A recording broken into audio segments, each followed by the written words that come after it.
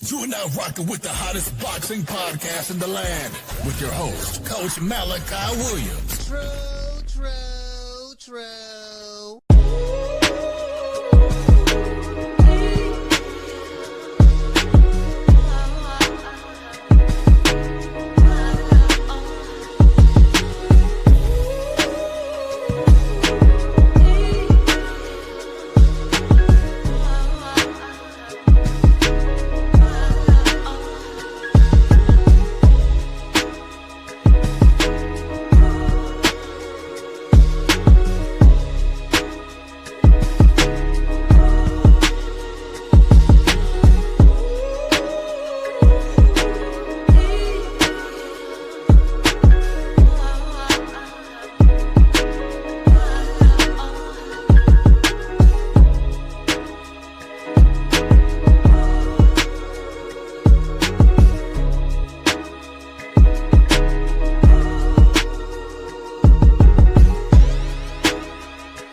For the thousands in attendance and the millions watching around the world,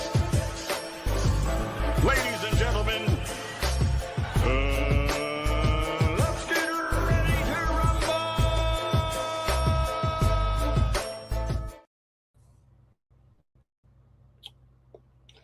Yeah. I don't know if y'all can hear me, but matter of fact, I'm finna make sure if y'all can hear me. Shit, I'll find out. Yeah, I'm gonna cut top of my head off. Y'all bear with me one moment. I'm trying to get this shit straightened up. Y'all can't hear me, then I'll just. Matter of fact, let me hear. I can find out right now. Let me see what I sound like. Check the sound out.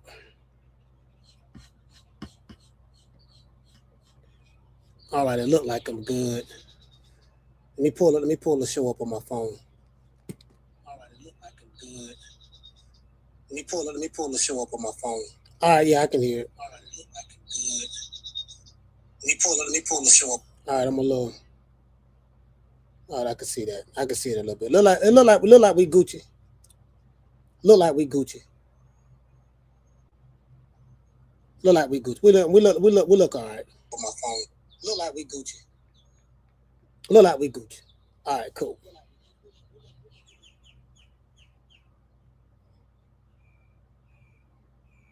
Hey, this gonna be a short one today, man. I'm just, it's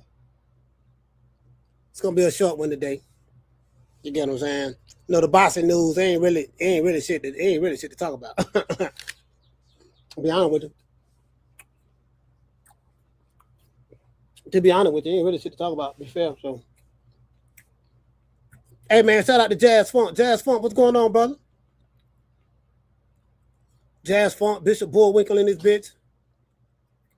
I don't want to eat. My bad. Eat the apple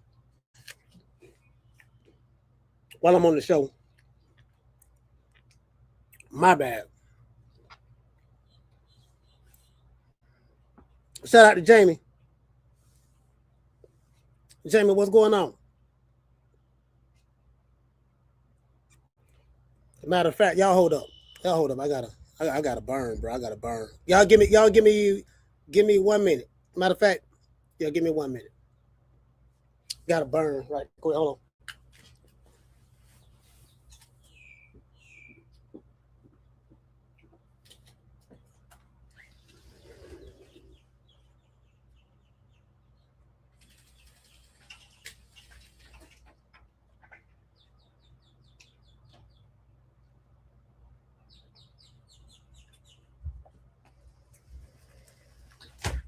Yeah.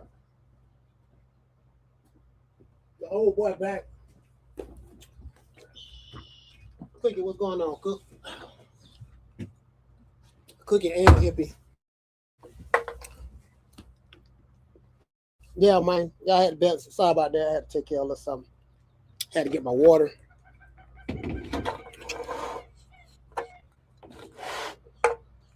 Had to get my water.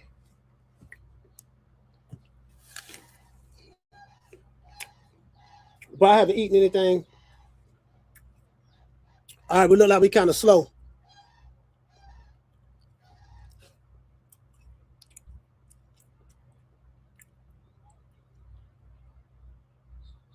Yeah, I don't like It look kind of blurry. I'm gonna take this show back on the inside, y'all. I don't like the way it's looking. I don't like the way it's looking. Hold on.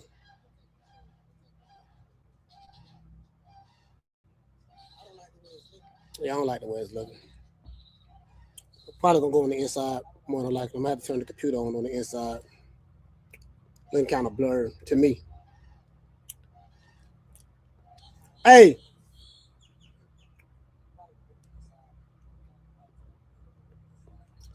Shout out to Steph. What'd you say, Steph? Say, hey, Miss Cookie. Oh, nah.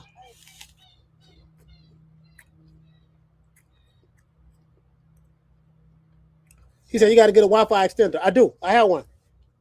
It's right here. I have a Wi-Fi extender.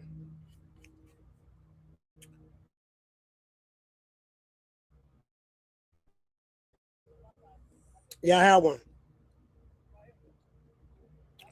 Why is it not? Why not showing good? I don't know. Hey, I'm gonna go back on the inside though, but I need to burn first. So I'm just out here because I need to burn. Well, I don't need to, but you know, I gotta burn, man. I haven't eaten anything today. It's apples, the only thing I've eaten.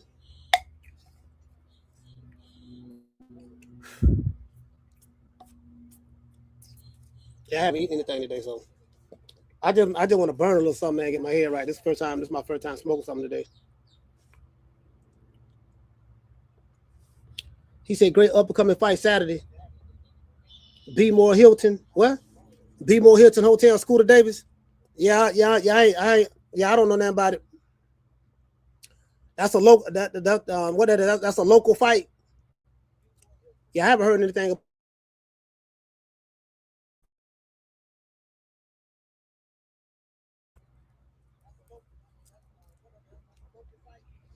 I mean, it's a lot of local fights going down, but I ain't no. You get what I'm saying? Like, ain't nobody talking about it. But in your area, yeah. In your area, yeah.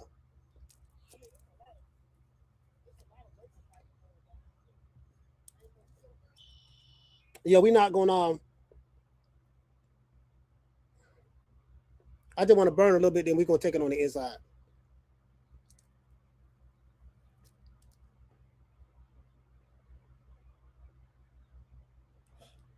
Shout out to Carl. Carl, what's going on, fam? Shout out to Dr. Boxing. Shout out to Felicia. Shout out to Green Eyes P.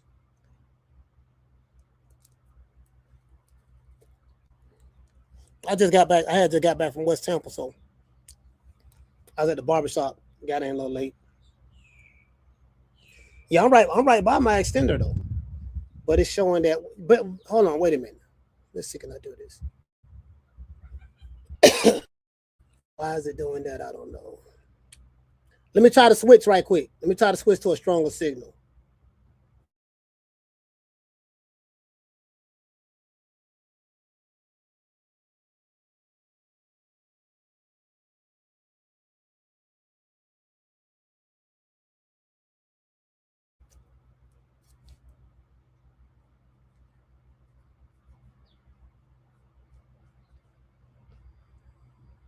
Dismiss. Okay, choose a plan. Get rid of that shit right there. And then close that.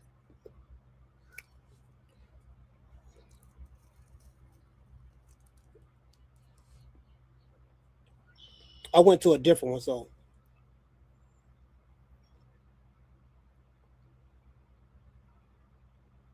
I'm trying to see, can y'all hear me? I went to a different one, so yeah, you should be able to hear me. Yeah, I got the. I have a Chris. I have an extender right here. It's like literally right there on the wall. Like it's a little pole go up right here. Television right there. It's the extender is right there. I just switched to it though, so it should look a little better. Carl said, "You at home?" Yeah, I'm at home. I'm at the crib.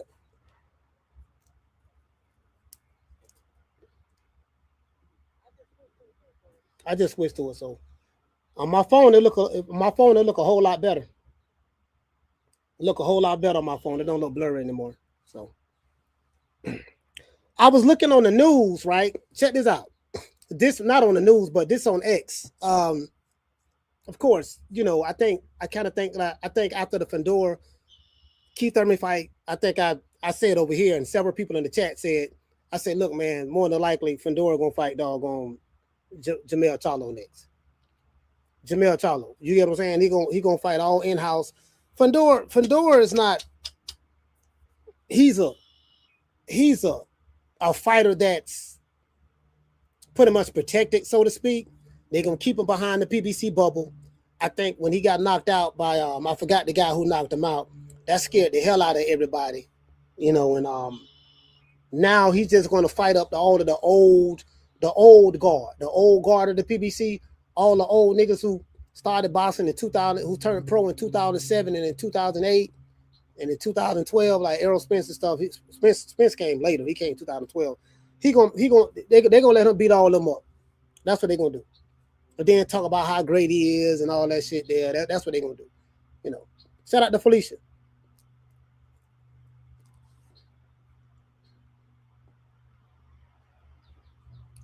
That's what they're gonna do. They're gonna let them fight all the, let them clean up all them old niggas. So yeah. It's so many local fights that's going on. So me personally, I like the local fights. The local fights I love. The reason why I love the local fights is because, they it's a lot more like family. The families know them to go out and it's nice. You know what I mean? You get to see some fights. Everybody get to root for their guy, boo the guy. It's an atmosphere. The atmosphere is very, very lovely. I don't care what city I've been in. Like when I go here, like here in Tampa, Plant City is like not too far from me. So I go to Plant City and it's in the same county, right? And go to the pro box events. And it's real nice, man. Nice. It's like a whole nice environment, bro. Nice vibe. It hold maybe 1,500 people, something of that sort. But it's nice. It be packed. Those little small venues, you can pack them. You know what I mean? And the fight cards don't be a lot of money. I mean, trust me, I know. I've spoken. Like I remember when I was in Houston, we was at the Red Owl, and Freeway Ricky Ross had this fighter he was working with, and Raleigh. Shout out to Raleigh, and his fighter pulled out like the night of the fight. He pulled out. The commission came to the back. They gave everybody the instructions. And then right after that, he left. You get what I'm saying? He left. So, and Raleigh couldn't fight that night. But however, I've talking to these local promoters and the local matchmakers, and I seen how the money get dispersed and different contracts, how they negotiate fights for these local up and coming guys. That's why people be telling me, yeah, man, it's a lot of money in Boston. I'm like, man, y'all looking at the top name guys. The top name guys are not the norm. It's just like the NFL, right? You just had the draft. You had the first round of the draft yesterday. You got a second round tonight, and I've been watching the draft. So, and then so on and so on, right? But the average career span of a football player, the career span of the average football player is 3.5 to 4 years. 3.5 to 4 years. So it ain't a bunch of Tom Brady's running around, a bunch of Patrick Mahomes running around. You got the skill positions that's gonna make money: offensive tackle, quarterback. Nobody gonna make more than the quarterback. I want to say defensive end, stuff like that. I think that'll be the next guy. Maybe you got a good corner or whatever, but those guys don't last long. The guys who, I mean, this is why these teams draft every year. They constantly getting players in, rotate them in, rotate them out, because the average football player, the average career span is 3.5 years. So, in boxing, you have the creme de la creme of the guys who make a lot of money. And then you have everybody else. And for the most part, there are several tiers. And, that's just reality of the situation. Hey, shout out to A-Sound T, man. A-Sound T, man. When I come to Houston, man, I got to meet you, bro. I got to meet you, fam. I promise you, bro. When I come to town, hey, I got to give you my number, man. Y'all got to give you my number, A-Sound, man. Just, man, hit me up on the, and I give you my number. Just text me on the 530 number for the show. I'll text you my number. Yeah, man. Yeah, man. I'm trying to tell you, bro. Them dudes ain't, you get what I'm saying? Like, them dudes ain't making money like that. They look at what they do, they look at the top, the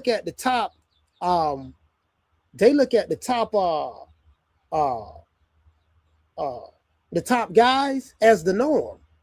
Do you get what I'm saying?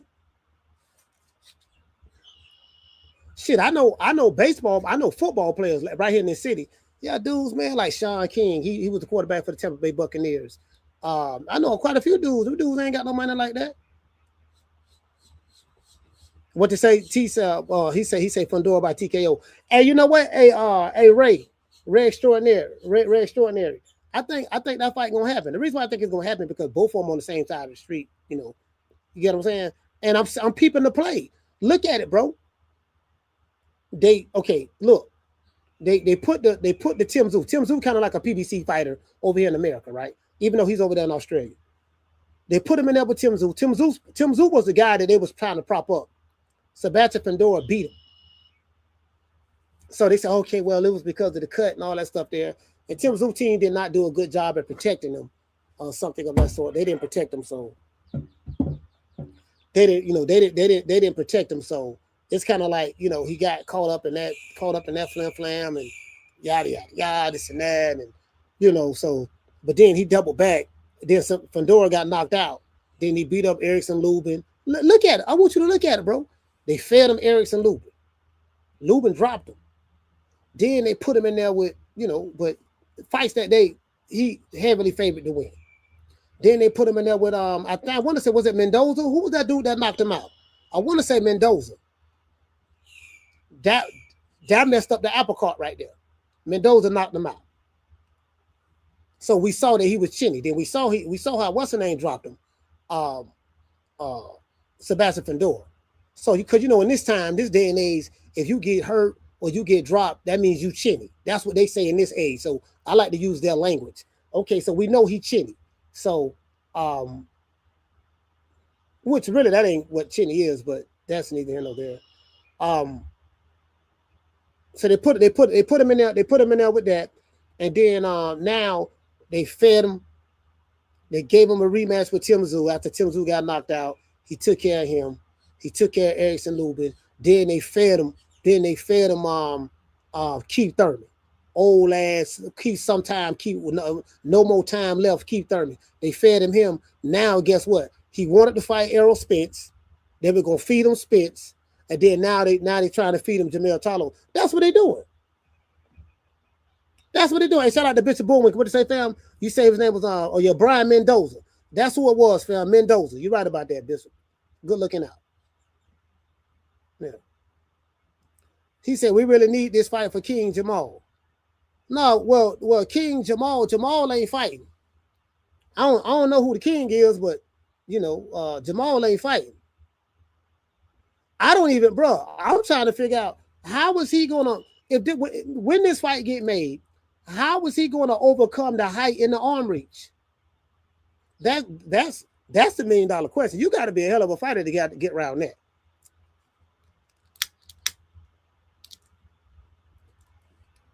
I mean, but Mendoza, because Fundora was beating Mendoza prior to that, but Mendoza just caught him. He caught him in between punches. You know what I mean? So, yeah.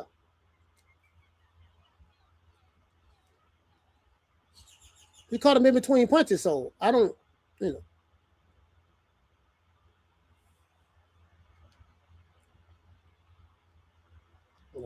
That's how I look at it.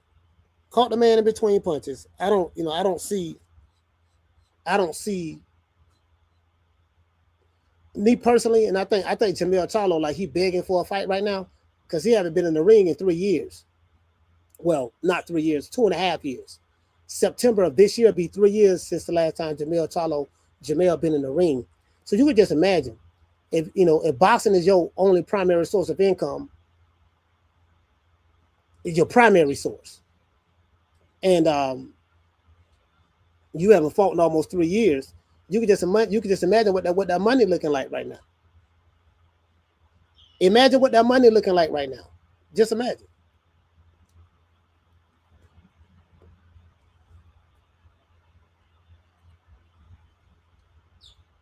Another thing too. Yeah, man. What you say, Jamie? I'd rather see Charlo versus Spence. Hey, I mean, I think we can get Charlo versus Spence. Hey, check this out. From what I'm hearing, Jamie, from what's being reported, you never know until they actually happen. But from what I'm hearing, Charlo, Spence supposed to be fighting Tim Tszyu. That hasn't been confirmed. That hasn't been confirmed yet. You know what I mean? That's what we've been. That hasn't been you know what I'm saying? It hasn't been confirmed yet. So, and I'm trying to think who else. So if that's the case, he's gonna fight Tim Tszyu. Because I think everybody would admit they need Spence to pretty much get a tune up to see where he at. I'm not sure if he's back. I hear what they saying, but I'm like, man, look, man, until we actually see this thing under some live fire, we see how was he going to respond clean with a punch. You get what I'm saying? We won't know. So, and then if Jermell Charlo fights Sebastian Fundora, see, listen, all roads gonna lead to Fundora anyways, because if you see what they're doing, all in-house fights, right? So you got, which there's nothing wrong with that. You got Spence fighting Tim Tszyu over there in Australia.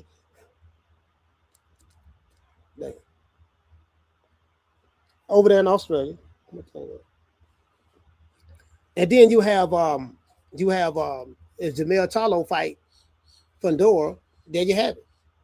Keep everything in-house.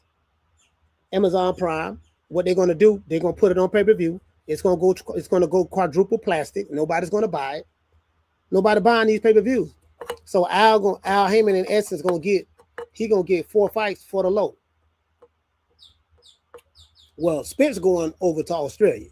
So the Australians probably gonna be responsible for paying him. So, but anything dealing with the PBC, if you're dealing with Al, it's kind of like, okay, it's going to be you get what I'm saying? It's gonna be, well, look here, baby boy, we're gonna give you a low guarantee, but your upside gonna be massive. We're gonna give you 95% of the pay-per-view. 95%, baby boy. You know what I mean? But 95% of nothing is nothing. You get what I'm saying? 95% of nothing is nothing. Cookie, what you doing? You get what I'm saying? Like, oh yeah, we're gonna give you 95%. That's how they get you. Yeah, dog, what we gonna do, baby boy? Baby boy, we're gonna give you, you're gonna get, we're gonna split 50-50 on the upside of the pay-per-view. You a star. And then you listen to Oscar De La Hoya telling you you a star shit. You don't fail for the upside of the pay-per-view. Ain't no upside. Hey, Harlow Davis. They go to talking about, shout out to Devin. Hold on. Y'all hold on. This dog getting my nerve. Come on, man. You got to kick rocks, bro. You blowing the groove right now, man. Right now, I'm trying to do it live, and you tripping, bro. I ain't got time for this shit. Come on, you go back on the inside. That's where you going.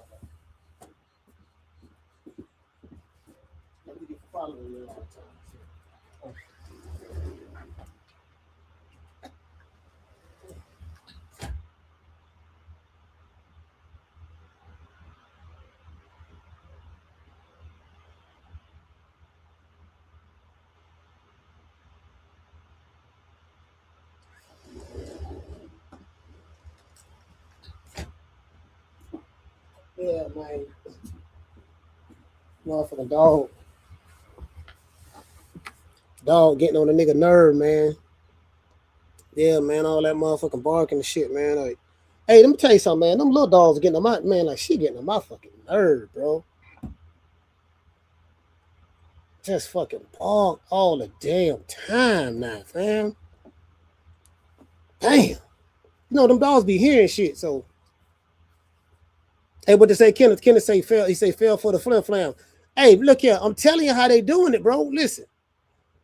In 2026, I remember they said Crawford was, Bud was a fool. He do bad business. Come to find out, he was right the whole goddamn time. I'm like, matter of fact, I spoke to Bud the other day. Man. You know what I mean? He doing well. Nigga talking about, yeah, dog, what we gonna do? Look at Floyd now. Yeah, dog, what we gonna do, baby boy? See, I'm gonna take your money, put it in escrow. We're gonna put it in escrow, baby boy. I got some junk bonds. We're gonna invest your money in. We're gonna set this up over here to the left, and all your money gonna go through this account right here, baby boy. You see what I'm saying? And what we're gonna do? I'm gonna do something like a drip campaign. You know what a drip campaign is? Now, what's that? A drip campaign is when I'm dripping you a little bit of your money at a time, a little bit here, a little bit there. That's so you don't get hit, capital gains tax for getting paid a lot of money from the IRS. You don't want that. See what I'm saying? So just let me take care of that. Don't worry about it. You just focus on fighting. I'm gonna handle the business. You good? Your money Gucci. You see what I'm saying? They be falling for that, bro. No, I take my head out the aisle now. Goddamn, again, I ain't got nothing bad to say about Al now. Al, ain't nobody complaining. hey, South T. Ain't nobody complaining. Well, I guess I gotta be like everybody else and saying Al Heyman. I can quit my job now, baby. 6 figures, baby. You feel me? But a name. Do you have a name? Oh, nah, I ain't got no name, Name them names, man. They know who they is. Name them names, please. Them names need to be named. They know who they is. The Mexican monster. Yeah, man. They be, hey, bro. Yeah, nigga falling for that shit. Talking about some Roller Romero. Said Roller Romero. Yeah, that was a good contract. We putting up all the money. He said, we putting all the money up. Huh? We know that was a good contract. Roller Romero, do it look like Roller Romero know what a good contract is? Nigga, I ain't taking no business advice from no motherfucker Roller Romero. That was a good contract. Definitely ain't want to sign it. Nigga, Roller Romero, you wouldn't know a good contract. How you know it was a good contract? How you know? Your crayon powers told you so? Come on, fam. No, they tell them niggas everything over there. They tell them niggas anything over there, bro. You get what I'm saying? Shout out to Master Goku. Hey, they tell them anything over there. Nigga talking about back end money and yeah, I'm gonna get the rest on the back end. Boy, hush. The plug don't ran off. Look here, baby boy. I'm gonna give you these 5 keys. I'm gonna front you these 5 keys. That's gonna be your guarantee. You got guaranteed 5 keys right here. Now the other 95 keys, you gonna get that on the back end. I owe you 100 keys, but I'm gonna give you 5 right now. I'm gonna give you 5. That's your guarantee. You see what I'm saying? I'm gonna give you 5. But the other 95 kilos, you gonna get that on the back end. And you go to thinking you got keys for days and all that stuff there. Next thing you know, the plug gone. The plug don't, you can't even find the plug. You get what I'm saying? You can't even find the plug. He gone. Floyd hollering about he was swindled by his manager. How you was swindled about? You was swindled by the same Al Heyman that you've been praising for years? Nah, I ain't going for that. I'm taking up for Al. But as it relate to like Jermell Charlo and for Sebastian Fundora, I mean, me personally, Jermell Charlo need a fight. He hasn't had a fight in 2.5 years. As I said before, September this year be 3 years. So he's coming off a ring rust, right? Again, I don't feel sorry for him, but I'm saying this is the situation. He's desperate right at this point. Boxing is his primary source of income, and the last time he made some money was when he fought what's a Canelo fight. It was a Canelo fight. That was the last time, the Canelo fight. So if that's the case, yeah, the man needs some bread, bro. And he say every time you see him on camera now, man, I've been trying to get a fight. Man, Al Heyman, I don't know where he at, but Louis the Cougars, I don't think they like me over there at the PBC. They don't like me. But wait a minute, what you talking about? Aren't you your own promotional company? Don't you have Lions only promotions? So this is what gets me right. This is how you know all this stuff is a sham. because you know I have my own business as too, right? And your business is not necessarily you getting in contact with the you know, the Department of State or whatever in your city, in your city or whatever. Like here in Florida, you know, we register, we want to start a business. We go to Sunbiz. So not Sunbiz. Yeah, Sunbiz, right here in Florida. So, and in every state have their own, right? So it's not just okay, I'm gonna file my paperwork, got me a LLC or whatever, and I'm good. Nah, it's how business is how you structure it. So your business has to be structured the right way in the beginning. And that's for tax purposes and all this other stuff, right? That's a whole nother ballgame. I ain't even gonna talk about that. But my point is the man money don't got low. You know what I mean? His money don't got low. So you say you Lions only, you got your own promotional company. Well, why you can't go get a network deal or like Matchroom? Why you can't get a network deal like Top Rank? Why you can't get a network deal like Queensberry? Well, signed to an app, which is the Zone, because Golden Boy has a TV rights deal with an app called the Zone. Matchroom has a TV rights deal with the Zone, right? For their boxing content.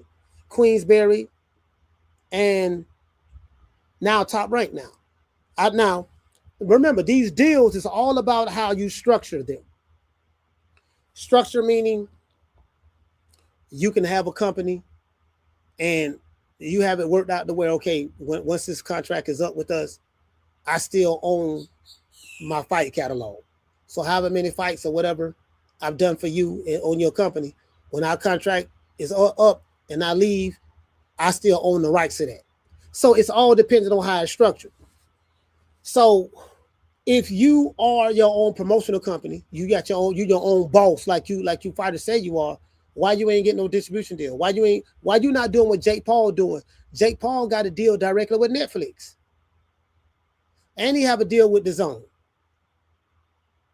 He sell his content to Netflix. Why the fighters ain't doing that? Can anybody answer that question? Shout out to Big Mason. Big Mason.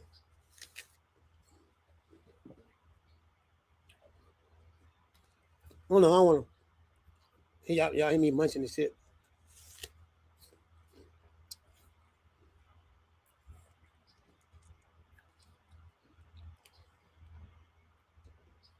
Bruh, I'm still trying to figure that out. I'm still trying to figure that out.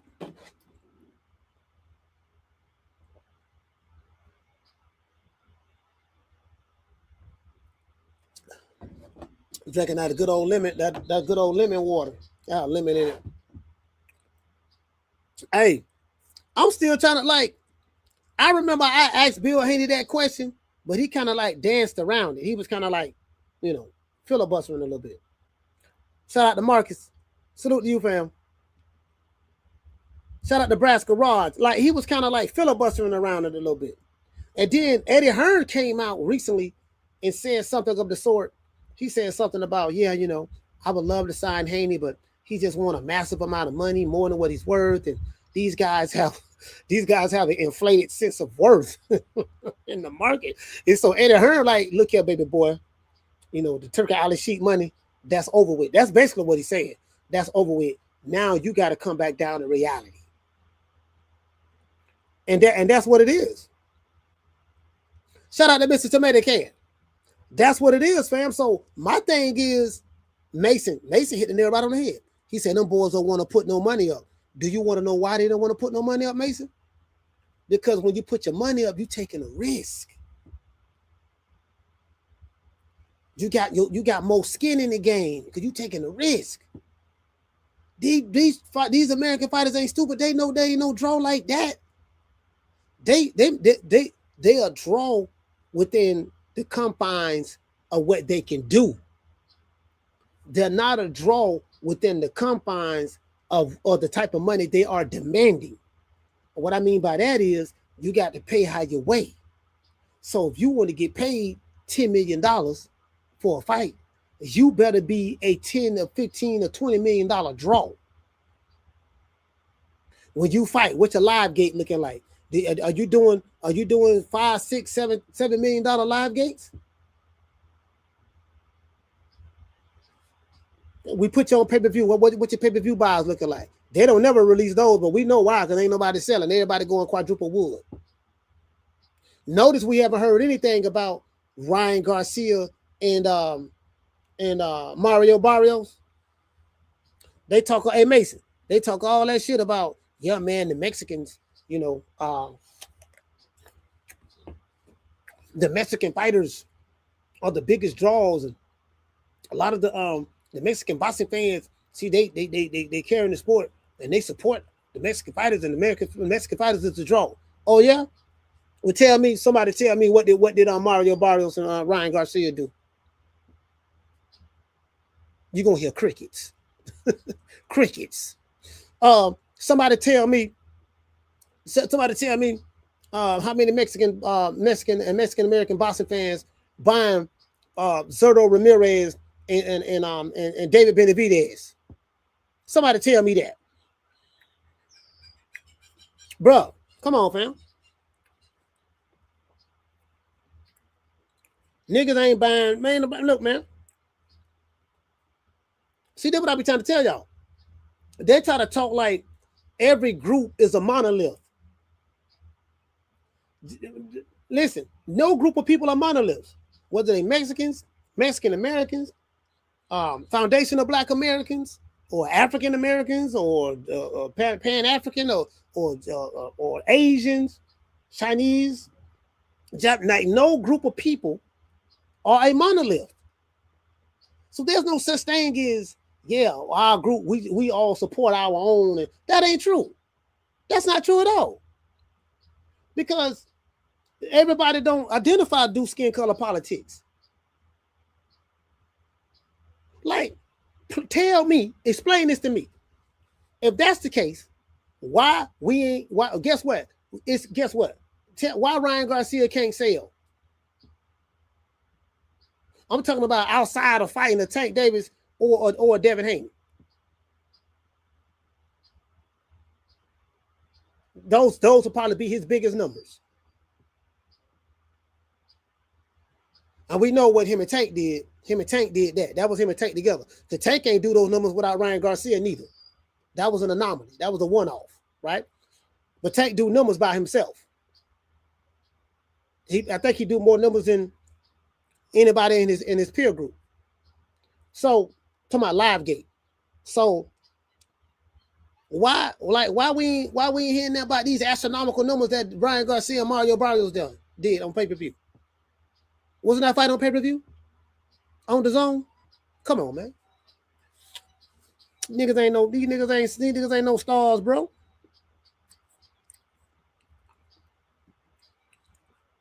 Hey, Sound T, he said, yeah, boy, I got the Mexican shirt to see somebody slick black fighter.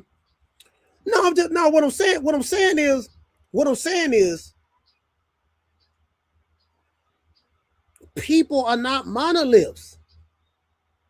That's all I'm saying, fam. People are not monoliths. Different, like, come on. You get what I'm saying? Like, bro, a lot of this shit be on social media, fam. It be bots. See, hey, Sound T, let me put you up on game, bro. Let me show you how this shit works. Because I do this shit, man.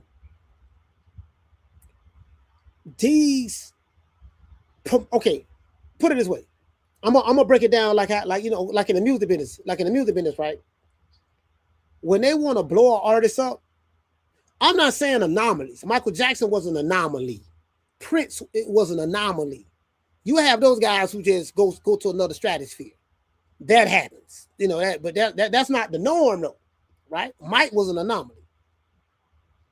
But what they do is, in the music industry in today's times, they inflate a lot of stuff.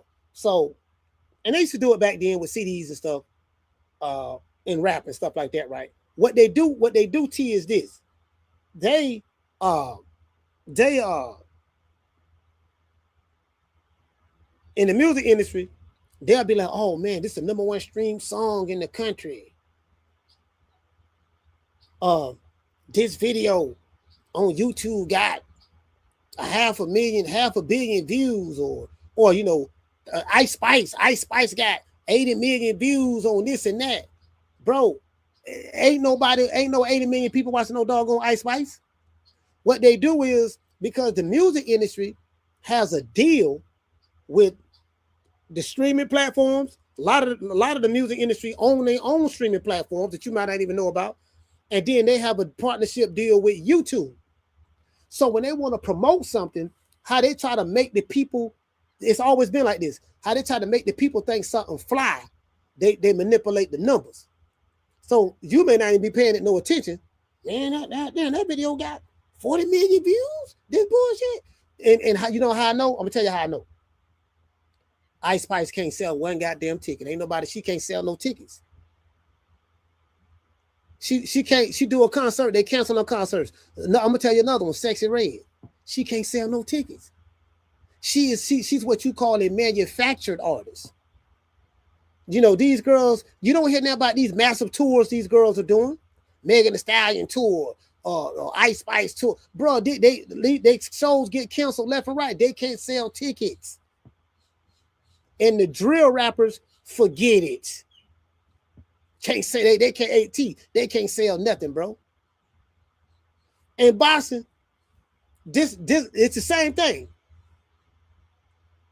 Put them on Fight Hype. Well, Fight Hype got over 1 million subscribers, so you know it's just common sense. They got over 1 million subscribers. A certain percentage of that, let's say if they got 2 million subscribers, they may drop a video on a non-popular fighter. It's gonna get 20, 25,000, 30,000 views. So you're looking at, well, that's a lot of views they doing over there. Yeah, but when you look at the views in comparison to the subscribers, you know, they ain't really doing what you think they doing in comparison to the subscribers. Do you get what I'm saying? So what they do, these fighters like the Hitchisons and the Charlos and the Garcias so what they doing is, well, you know, see, I look at this. Hey, this how I look at it, fam. Shout out to Marcus. I look at it like the old TV networks. Like back in the day, how you used to get known, you had to get on you had to get on TV. They had to see you on Fox, or they had to see you on CNN or ABC or NBC, or you know, just regular TV. Oh, I saw him on TV. You know what I mean? Or I saw him on the movies and this and that. So that's how you used to get your fame and notoriety back then.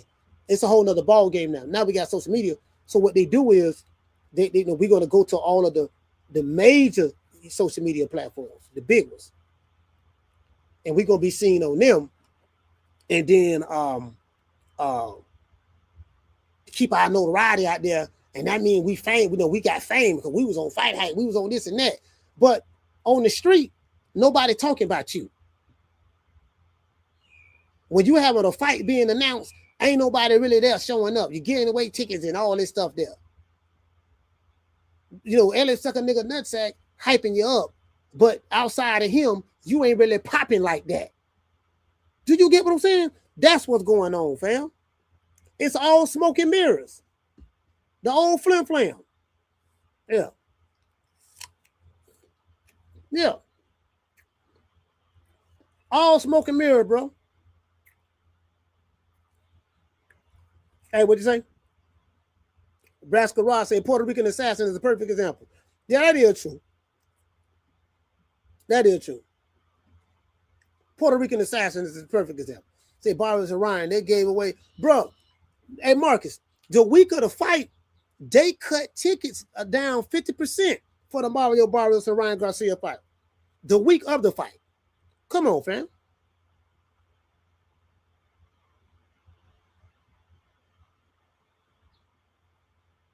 Yep. What to say, fam? He say since did the SLDB support Bud? Oh yeah, man. They don't support it. I mean, they don't support Bud. You know, but you know, I mean, I don't know. People ain't entitled to change their mind. But you get what I'm saying, though. So what they doing? This what they do, fam. It's smoke and mirrors. That's why I tell these dudes ain't popping. I've done the real research. These niggas ain't popping.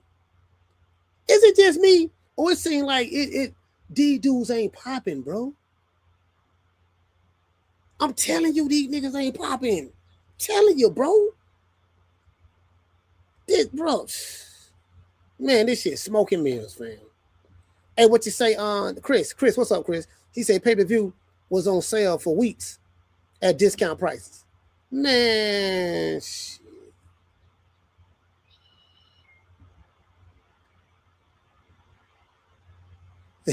he said this is a cold fact. Hey, what does Just So Sick say? He said, but coach, he got 1 million followers on Instagram, but they're cutting ticket prices in half. Hey, Just So Sick, check this out, fam. You hit the nail right on the head. He said you got 1 million followers on Instagram, but you cutting ticket prices in half.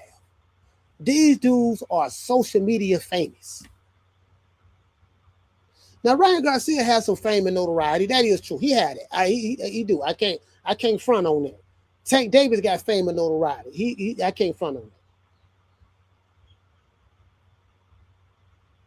that. And Tank is a ticket seller in comparison. I mean, he ain't doing no $10, $15 million gates. He ain't doing that. But he gonna get you 4 million, 5 million at the gate. He gonna get you that. You know, he gonna get you that. He gonna get you that. What fighter? Ain't no other American fighter doing that. Shit, you know. I'm talking about ones boxing right now. The ones that boxing right now in 2026, they ain't doing that.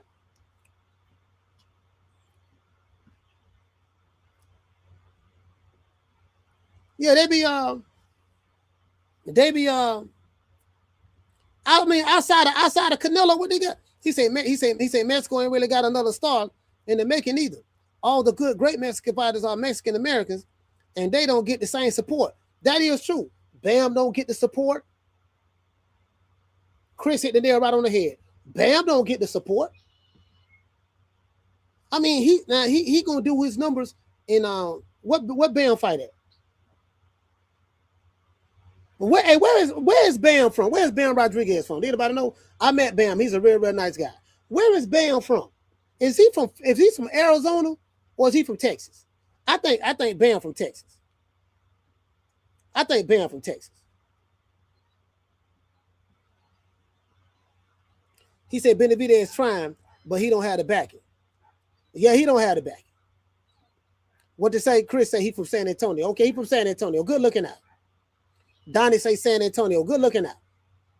He don't get, bro, check this out. Fam, this is what I'm trying to tell y'all. They try to make it seem like it's only certain fighters of a certain ethnic group. Because this is what Mauricio Suleiman say. And this is what the dude name used to, Abel Sanchez, who used to train Triple G. He said, fighters that look like me don't sell. So I have a question for you. What was Triple G selling? Minus Canelo.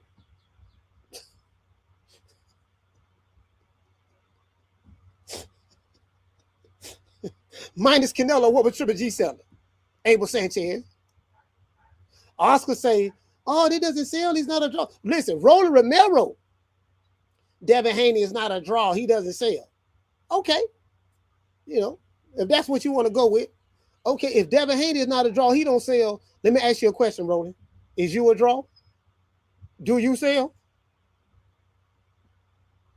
Let's talk about your numbers. What was your numbers like when you fought Ismael Barroso? What was your numbers like when you fought Jackson Marinez? What was your numbers like when you fought Esau Pitbull Cruz? What was your bro? Bro, this is too boy. This is like taking candy from a baby, bro. What it say? Kaji say Mexico didn't claim David until Canelo lost to Crawford. You know what? David Benavidez don't get that. Yeah, David Benavidez, he don't get that support like that, fam. This the truth, bro. He don't. And see, that's why he said, like, he mad at Canelo because Canelo didn't give him that shot. like the passing of the torch. I saw some shit Mauricio Suleiman said was some dumb shit. He called Crawford a coward, somebody he retired, this and that. I'm like, how you gonna call a man a coward who moved up 3 weight divisions in a 2-year span and fought the biggest, strongest, most powerful guy who had all of the belts at 168? And this dude is a welterweight. When since a welterweight move up 3 weight divisions, fight a bigger, stronger, and younger guy, more experienced guy who have more names on his resume guy, a guy who y'all said was the greatest Mexican fighter of all time guy, and the guy that's younger, 3 years younger than him guy. How was he able to do that and beat him?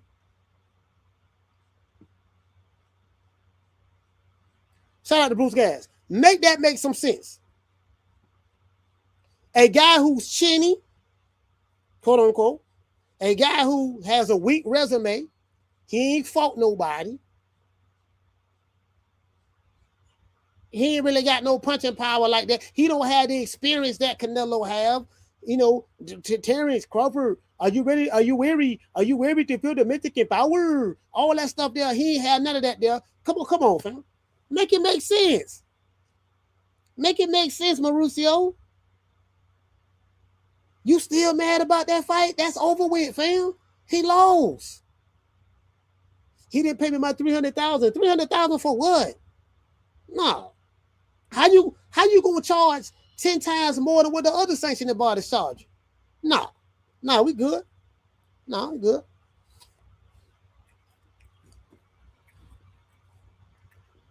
With no rematch clause in the fight. Wasn't no rematch clause. How I know? Both men said it. No, ain't no rematch. I interviewed Buddy, told me, say, no, ain't no rematch. It's one fight. Canelo ain't asking no rematch. He was sure he was gonna win. And let's not get it twisted, Suleiman. The only reason we got Crawford and the Canelo fight was because Canelo ducked David Benavidez. He ducked David Benavidez, bro.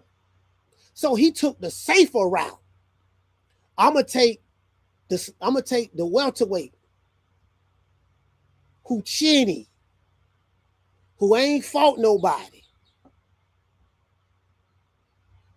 who don't have the experience I have, and he old, 38 years old, and he coming off of shoulder surgery. I'm gonna take him. So you duck Benavidez and fought Crawford, and Crawford whooped your ass. Now you talking about something? Well, yeah, man, yeah. 6 months later, 6 months after you on chill out, I would like to have a rematch. You're not even fighting on Cinco de Mayo. David Benavidez took your date, and he can't even sell it because ain't nobody supporting him in Zurdo. Ain't Zurdo from Mexico? Zurdo Mexican, right? He from Mexico. How come the Mexicans ain't supporting him? Zurdo ain't no doggone draw. They fighting in the cruiserweight division. Who in America watch the cruiserweight division? Who in America watch the cruiserweight division? Let's just be honest, bro. And I like it, don't get me wrong, it's talent there. But let's just be honest, man. When you think about the cruiserweight division that was popping, you think about when Evander Holyfield was there.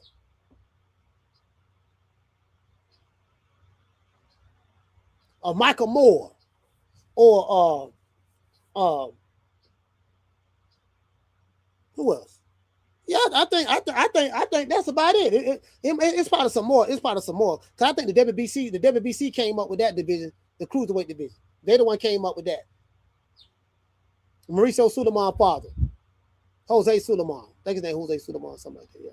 They came up with that shit. Come on, fam.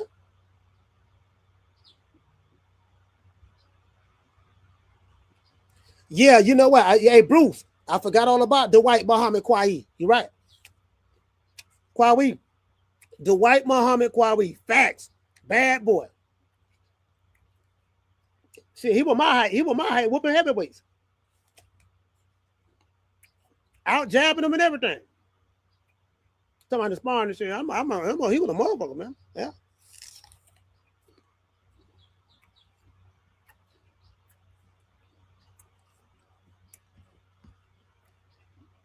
Man, look, man. You got David Benavidez, Zerto Ramirez, supposed to be fighting, what, in a couple of weeks? And I got a Dominican and Puerto Rican barbershop I take my son to. And all they talk about is WWE and UFC. That's all they talk about. They ain't talk about no boxing. They talk about WWE and UFC. That's it. Come on, man. Ain't nobody around there talking, you know, guess what? Like I said before, it's Canelo and then there's everybody else. You got Canelo. That's your one. Outside of Canelo, you ain't got nothing. You ain't got nothing. You get what I'm saying? Because guess what? Ain't nobody supporting them. My favorite fighter right now, you know, one of my favorite fighters, I like Bam. Bam, bad boy. I like Bam. I like the way he fights stylistically, all that stuff. He's a draw where he's at, but he fights at a 115. I think he might have moved up to 118. Who you know in the street watching 115-pounders fight? Let's just be honest. Who talking about 115 pounds? Who talking about 118 pounds? Nobody. The hardcores nor the casuals. And you ain't got no more hardcore box fans anymore. They gone. They don't went to WWE. They watching wrestling now. Or UFC. So come on, fam.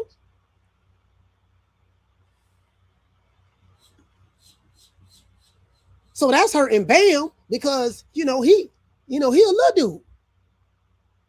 And then, so they ain't checking for him. And then Benavidez, he was never no star, really. And then Zerto, damn sure wasn't no star.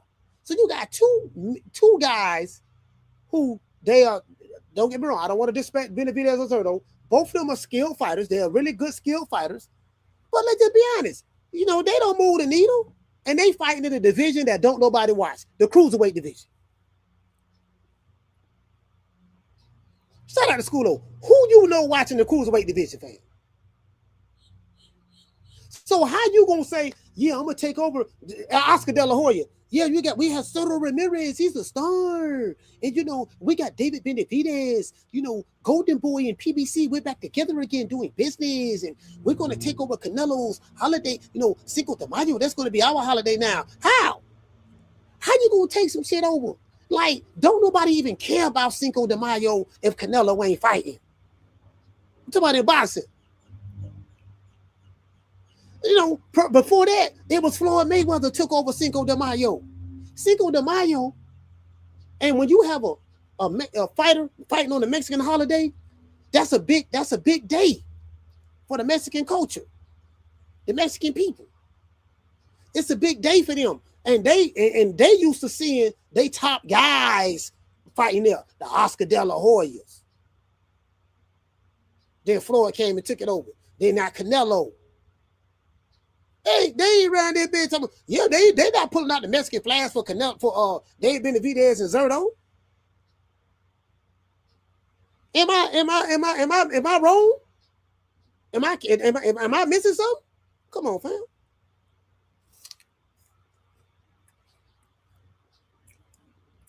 The natural side, I wake up and watch a New Wave. Listen. Now I got down, run apple out my mouth. Hey, look. We had 4 fight parties for a New Way the Monster. You guys know when a New Way fight, I go live. I wake up by 5 in the morning, 5:30 in the morning. We go live. It's receipts. Them been some of our best live shows early in the morning, 5 in the morning.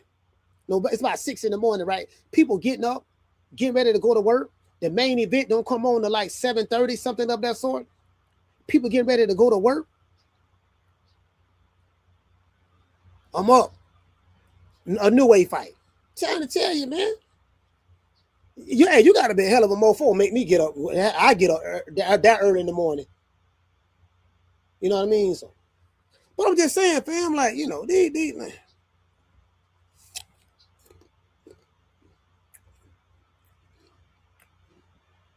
And what to say, Brian? Brian say light heavyweight division is more popular than the crew. Yeah, that's true. That's true. That's true. Light heavyweight. That's true. You right about that, fam? I got to do some of this apple core. I thought I had a napkin. I'll throw it in the garbage when it's live over with.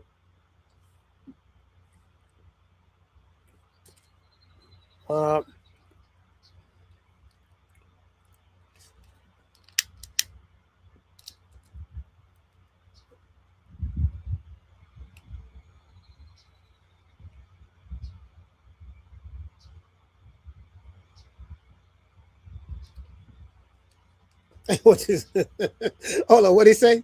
He say, no, Mexicans watch on AAA wrestling. Listen, the Mexican culture, they like anything. They love wrestling. The Mexican culture love wrestling. They love boxing and wrestling. Telling you. The black culture, we love boxing and wrestling too. We like boxing, we like wrestling.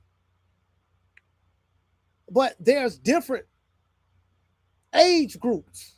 Did you get what I'm saying? So what I'm trying to say is the young black folks that's growing up now and the young Mexican folks that's growing up now and Mexican Americans and stuff like that, and even the young white Americans and stuff, it's a different culture than people of that same from that same group that are older. Like our group grew up in a certain era. Do you get what I'm saying? No matter where we at, that era was a little bit harder, tougher, and stuff like that, right? This era here just milk toast. And I hate to say it, bro. I don't want to sound like a broken record, bro. But man, Floyd Mayweather, man, all the fingers point back to him.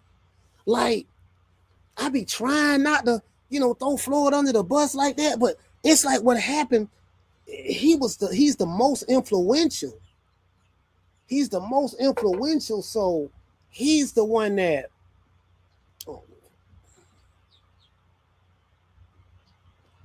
he's the most influential, so he's the one that moved the needle. You get what I'm saying?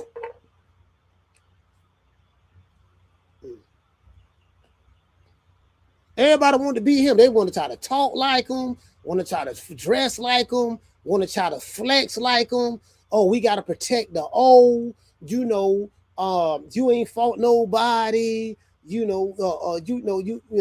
My resume better. Like, bro, they just started using all Floyd talking points. I say, man, it fucked everything up, bro. Hey, what to say, fam? He say people fell in love with Floyd's lifestyle, not the work. They don't know. Hey, guess what? They don't know nothing about Pretty Boy Floyd. They came in on the Money Mayweather era. That's where they came in at. You see what I'm saying? The shit that I ain't blaming Floyd, but I'm blaming Floyd. He say protecting the old has been the worst thing for boxing. He says it's also on the promoters that pink slip fighters. After 1 or 2 losses. That is true.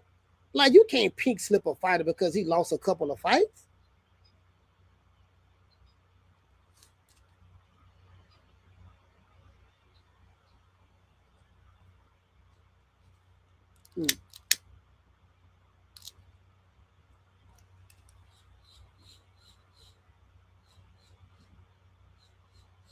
Then you got these dudes hollering about, I don't want to fight my brother.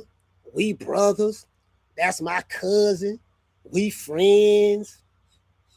We hanging out together. We dancing together.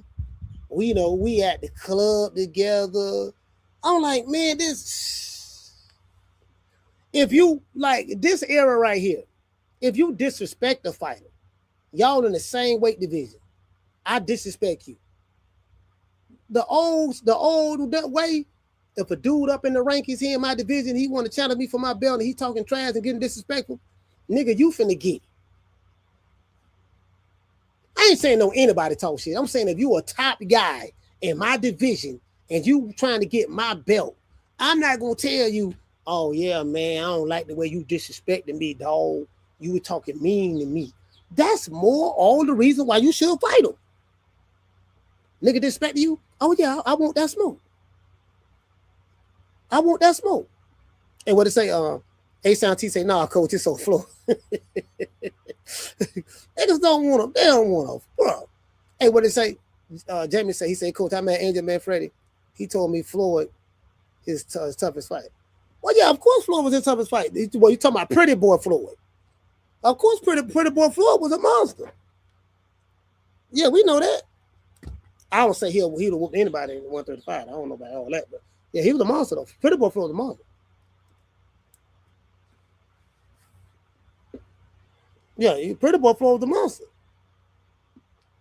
Money Mayweather wasn't no monster. There was nothing monster about Money Mayweather. Nothing monster about him. He was just he'll run the clock on you. He type of fight, I'm gonna run the clock on you, work behind the jab. He beat you with basic boxing fundamentals.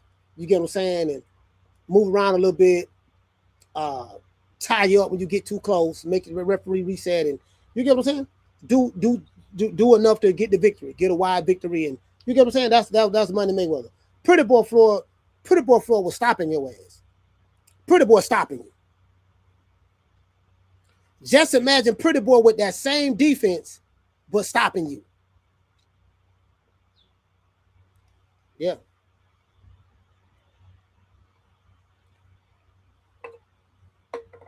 Hold on.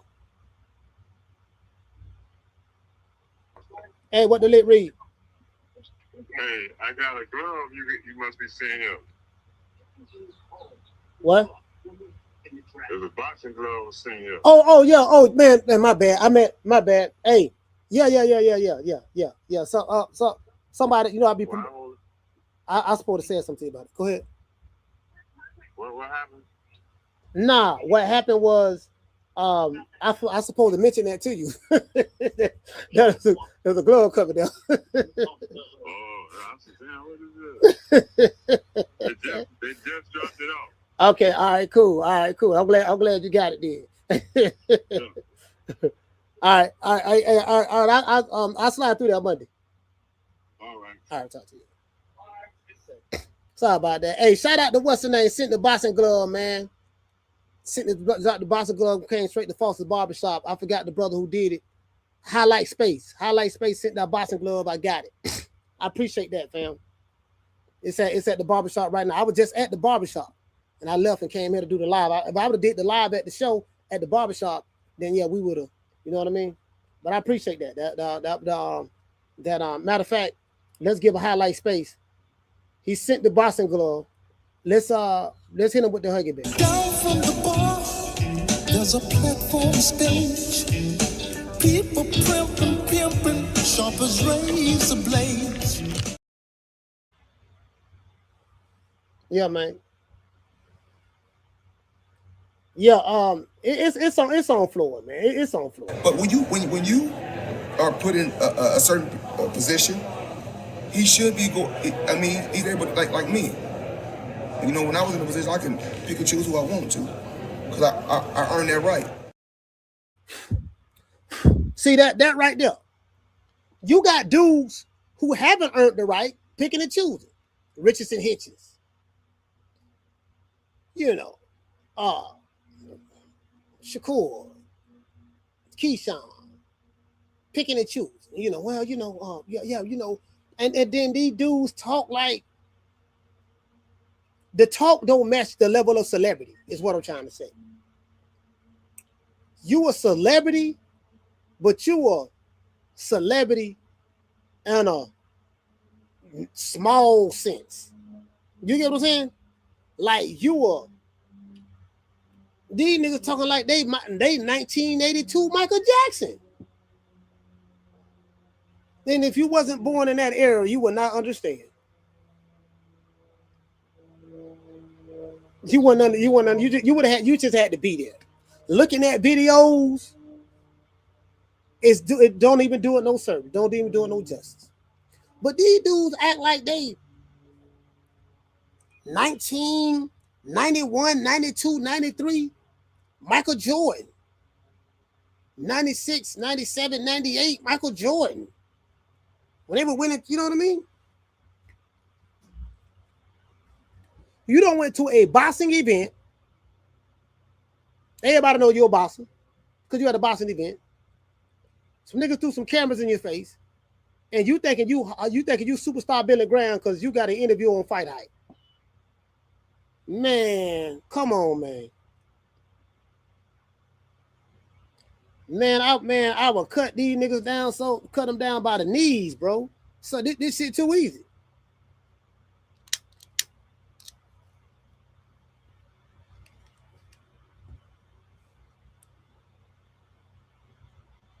Yeah. These dudes ain't that, bro.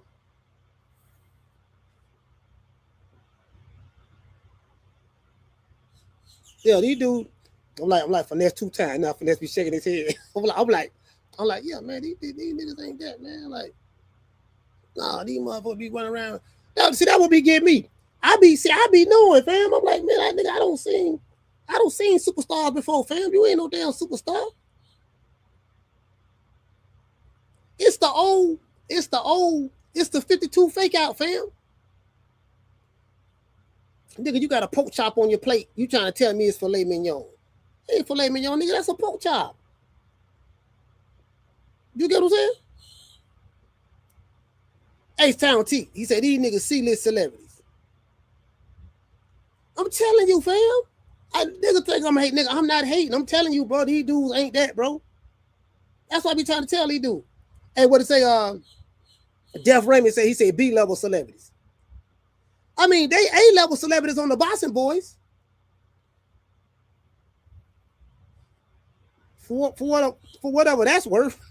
They A-level celebrities on Ace Money or Punch Drunk Boxing or Mill City or, you know, they A-level celebrities over there, but that, you know how small that shit is? Bro, like, yeah. Shout out to Freddie, man. Freddie Chapman. What's going on, Freddie?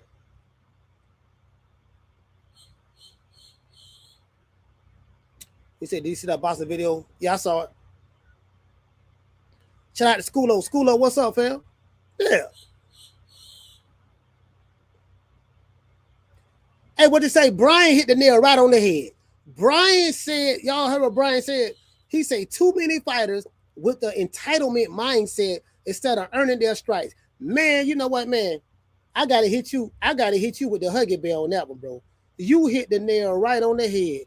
These dudes are entitled. They have an entitlement mindset, and they ain't even fought nobody to earn the right to even be entitled. Down from the bar, there's a platform stage. People pimping, sharp as razor blades. Man, you hit the nail right on the head, bro. Fam, why you entitled again? Yeah, nigga, cause see, this is the thing, right? Do you know what make any comeback sport exciting? Especially a comeback sport like boxing. What makes any comeback sport exciting is this. When it's a high-risk fight, when both guys got something to lose, and both guys are looked upon as the top dudes in their respective division. Boxing is the only sport. That's why I like organized sport. I like NBA. I'm just saying I don't like the way it is now, but I like it. But you get what I'm saying? You know, I like NBA. I like football, American football. There's no such thing as my team, Tampa Bay Buccaneers. Some people may like Houston, Texas. I like Houston, Texas. Great defense. Oh, I love Houston, Texas. Dallas Cowboys. Philadelphia Eagles. Cincinnati Bengals, Pittsburgh Steelers, New England Patriots, Buffalo Bills, Kansas City Chiefs. There's no such thing as the Kansas City Chiefs saying, oh man, you know what? We ain't gonna play San Diego this year. We ain't want to play them. San Diego got to go play. They got to go beat. Tell San Diego, y'all got to go play Denver Broncos. And what is Kansas City Chiefs, Denver Broncos? And the Oakland, and play the Las Vegas Raiders. They used to be called the Oakland Raiders. And then the LA Raiders. You go play them. Then go play the Bucks. Go play the Bucks. Go play Carolina Panthers. Go play New England. They was good last year. Then when you get by them, then you can see us. Only in boxing. Only in boxing, fam. You get what I'm saying? Only in boxing. Nigga go to tell it, hey, you got to go. And basketball. You know what, dog? Boston Celtics. Yeah, we ain't playing no New York Knicks. Knicks, you got to get by Atlanta Hawks first. Then when you get by them, then I want you to play the next team that's in the playoffs in the East Conference Finals. Get by them. We ain't gonna do that. We just gonna be sitting there shaking like we picking and choosing. We don't want to play, to get by Indiana. Then you can play us. No, you can't do that in football. You can't do that. You can't do that in European football with the soccer. You can't do that in baseball. You can't do that in basketball and boxing. You can't even do it in the WWE. Roman Reigns and Oba gonna fight each other. That's going down. The big Nigerian dude, biggest name in the WWE right now. They're building it up. Oba is a headliner. They had the passing of the torch when he beat Brock Lesnar. Brock Lesnar been in. I think he's been in and out of WWE for about 20-some years, something like that. You get what I'm saying? Yeah, so we finna go get that heavyweight title. Then we going for Dustin Rhodes. We gonna get the undisputed title. We gonna get all that there. Nigga, boxing, these niggas ain't, man. Come on. We the Charlo twins. We known for calling everybody out. Please call these people out. Listen, the whole world's looking at you. Call these people out, What's please. up? It's the Jermell the Hitman Charlo. Let's get it. Who want it? Name them names, man. They know who they is. Name them names, please. The names need to be named. They know who they is. The Mexican Monster. Mexican Monster. Mellow.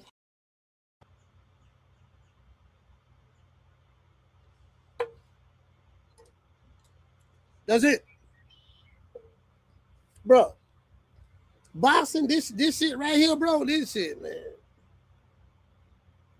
Niggas number one without fight. Niggas number one without fighting nobody. He the best based on what? He knocked out this. He knocked out this. He knocked out this apple core right here. Yeah, he knocked out. You see what I'm saying? Oh, okay. He the best in this era. In this era. He the best because he know how to do this. Yeah. Oh, that look good.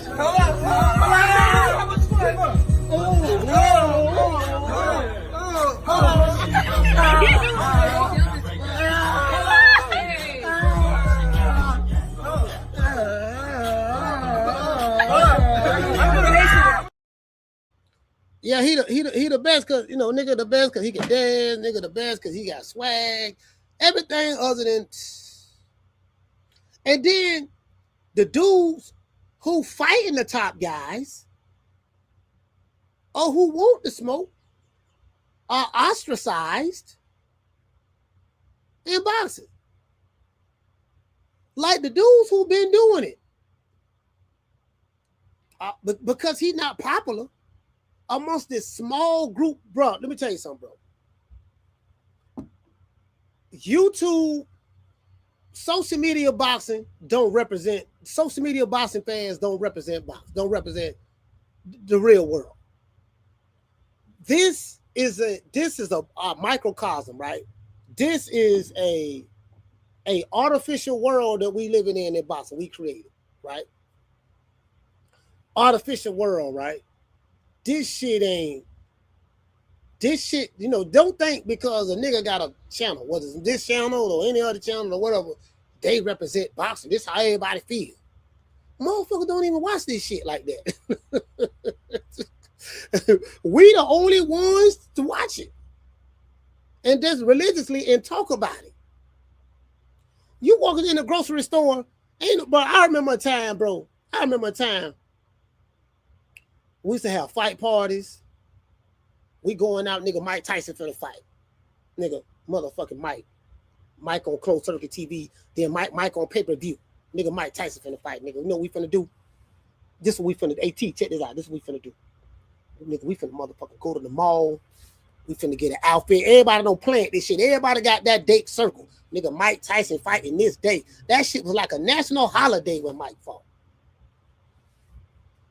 Nigga, when Mike fought, it was like a national holiday. We gonna circle this day. Guess what we finna do? We finna go to the mall and get us some fits. That's back when we used to go to the mall in the 90s. We finna go to the mall and get us an outfit. The women went to the beauty salon, got their hair done, because we going to a fight party. She finna go get her hair done, get her nails done, manicure, pedicure, all that there. What's she doing all that? Because her man finna take her out to a fight party, Mike Tyson. Come on, fam. Then we got, listen. Hey, shout out to Adrian. Adrian, what's going on, fam? Then we got Floyd. Then when Floyd came through, when Floyd became Money Mayweather after he beat Oscar De La Hoya. He became Money Mayweather right before De La Hoya, but he did not become the full manifestation of Money Mayweather until after he beat De La Hoya. Beat De La Hoya over there on Golden Boy because Floyd Mayweather in essence became a Golden Boy fighter when he left Top Rank. Because Golden Boy had all the fighters that Top Rank didn't have. He just had his deal structured, you know, the way he had it structured, dealing with HBO and all that stuff there. But you get what I'm saying? So then Floyd, and we used to have fight parties for Floyd. When Floyd fought Marcos Maidana, I was at a fight party. Bro, when Floyd fought Marcos Maidana, I remember exactly what I was doing. I had a internet radio station in Miami called Wars Miami Radio. It was Wars, WARS, Miami.com, something like that. I had an internet radio station. I'm at my homeboy Chris' house. Chris Jamaican. I think he's from Jamaica, but he came up in New York and he moved down there. A lot of Jamaicans in Miami, right? A lot of Jamaicans, a lot of islanders in Miami. Anyway, you know what I mean? So Miami like the hub for everybody. Every nationality, race come through Miami. You get what I'm saying? For the most part. They got Samoans in Miami, people from South America in Miami, people from throughout the Caribbean, everything in Miami, bro. Everything. Trust me. It's a melting pot. I'm at the fight party. And there's people that women now, you get what I'm saying? Even with Floyd, they were doing that. He was like the last remnants of it. They did it for Oscar De La Hoya. I think they did it for Oscar De La Hoya too. You know what I mean? I mean, we wasn't doing it, but I'm saying pretty sure, like Oscar De La Hoya fans, they were doing that for Oscar. That's Oscar. Oscar was the golden boy. Oscar had that commercial appeal. You get what I'm saying? Oscar, he was a ladies' man too. But I didn't know he was a switch hitter. I didn't know he went both ways, but you know, but he didn't reveal that. He didn't reveal that side of himself back then. You get what I'm saying? Oscar was a switch hitter. Well, I didn't find that out till later though, but you know. Man, come on, man.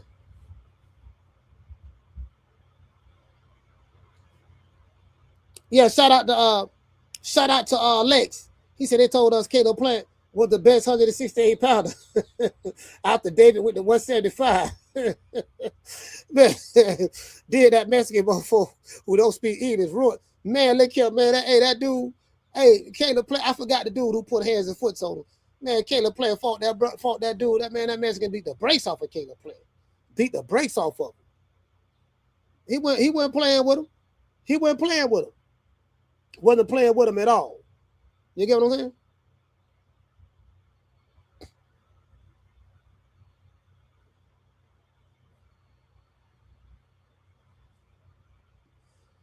Yeah. But I got the gloves. I got the gloves. Highlight space. I just gave you a shout out. I just gave you a shout out. My barber told me, he said, man, you got a glove came here, man. I was just at the barber shop. I was like, man, all right, cool, man. Just hold it down for me when I get back, man. Yeah, I do that. Yeah, for sure. Yeah, I appreciate that, man. I had hit you with the Huggy Bear. You wasn't here. I hit you with the Huggy Bear, fam. Down from the bar, there's a platform stage. People pimping, sharp as razor blades. Hey, you know what you gotta tell them? Say, if I wasn't a Christian man, I'd probably be kicking off in your ass. If I wasn't a Christian man, I'd probably be kicking in your ass. That's what you gotta tell them. If I wasn't a Christian man, I'd probably be kicking your ass. Hey, man, it is what it is, man. Hey, you know, but we won't know. We come in peace. We come in peace, my brother. We come in peace. We don't want no smoke. It is what it is. We don't want no smoke. We good. Only smoke we want is Tim. I want to go get my bomb, but I don't want to be tripping out because I just burnt this. That bomb, boy, shit. Yeah, but the sin there, that's who it was. Hey, hold on. Wait, hold on. Who said that? Who said that? Yeah, Armando Resende. That's who it was, Mr. Medicaid. Hey, Mr. Medicaid. Man, look here, man. Armando put hands and foots on Caleb Plant, man. Now, Caleb Plant, that's one of my favorite black fighters at the PBC. You know, now, well, I will say this now. Now, Caleb Plant, he do get his ass whooped by Mexicans. If you look at his fights, all his losses, the Mexicans whooped his ass. Canelo whooped him.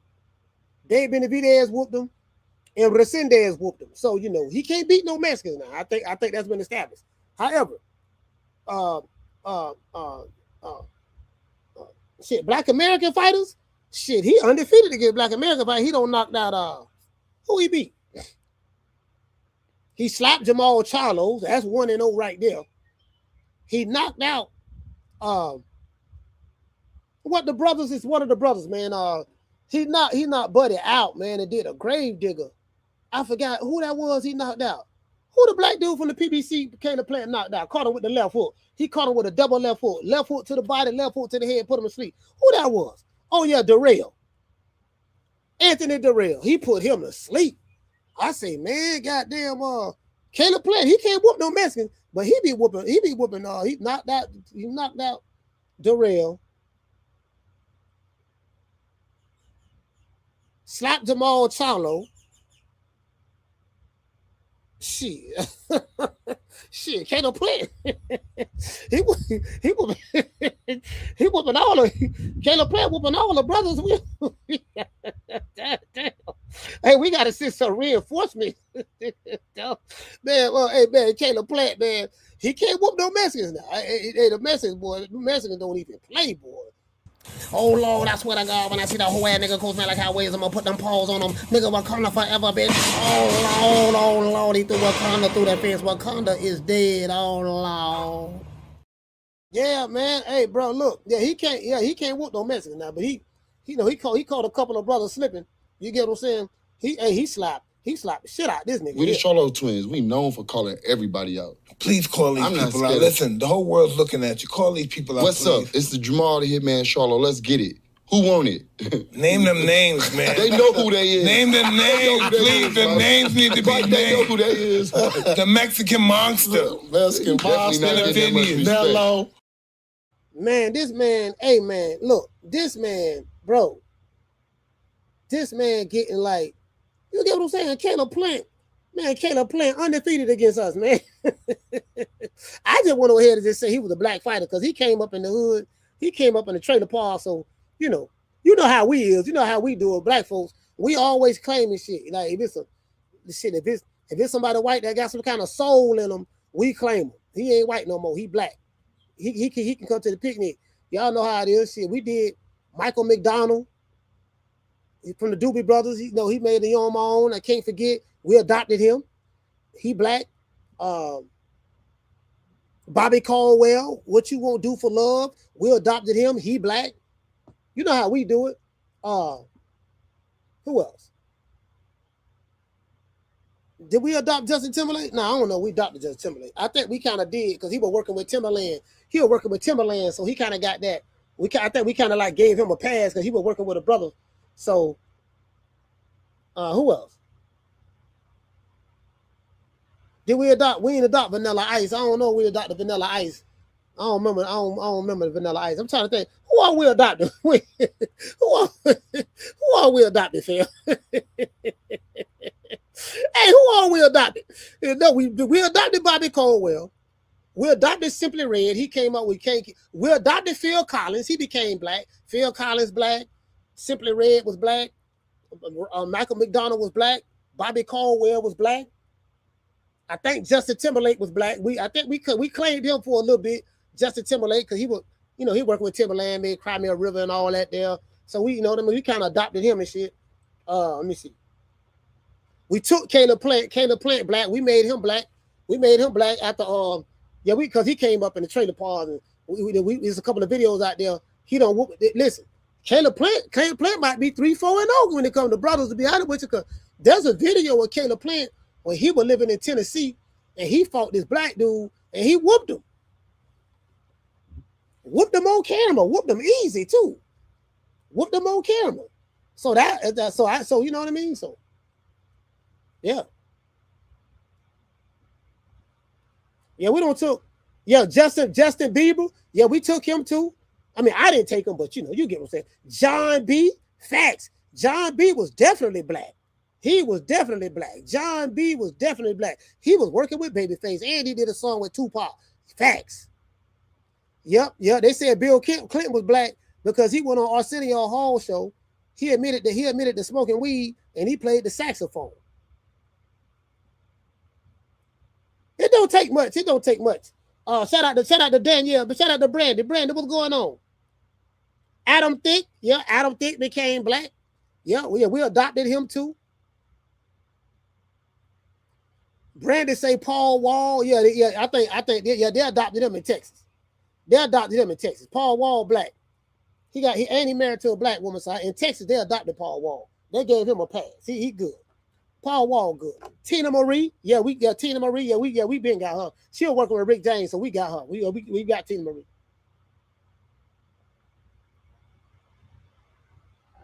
Yeah, we did that. Yeah, that's true. Tina Marie. We always Hall & Oates. Facts. Boy, ooh, Lord have mercy, boy, you hit the nail right on the head. Hall & Oates. Hall & Oates was definitely black. Oh, they black to this day. They black to this. Hall & Oates will always be black. Nah, no, wasn't no Elvis. No, Elvis was never black. We never claimed Elvis. No, we never claimed Elvis. Never. Elvis stole too many songs. We never claimed Elvis. Color Me Bad. Listen, the lead singer for Color Me Bad, we adopted him. We made him black. Lead singer for Color Me Bad. That's right. Yeah.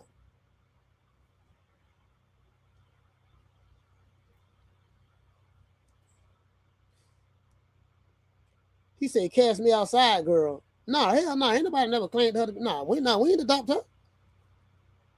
Yeah, see, that's a whole nother generation right there. That's a whole nother generation. Hey. Somebody said Gary Owens. No, I ain't. I mean, I don't know. I ain't really heard nobody rocking with Gary Owens like that. I mean, I know he married to a sister, but you get what I'm saying? Kenny G, facts. Kenny G, we adopted Kenny G too. Facts. I was gonna say Rod Temperton. Rod Temperton, man, one of the founding members of the group Heat Wave. Wrote Thriller, wrote a lot of hits for Michael Jackson.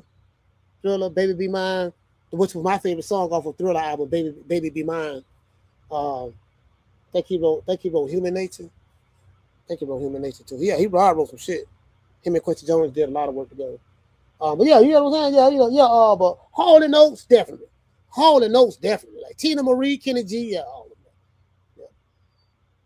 Now, all this new shit, I don't know about all that. All the new shit, y'all like talking about Catch Me Outside. I don't know nothing about all that. That's before my time. That's before my time right there.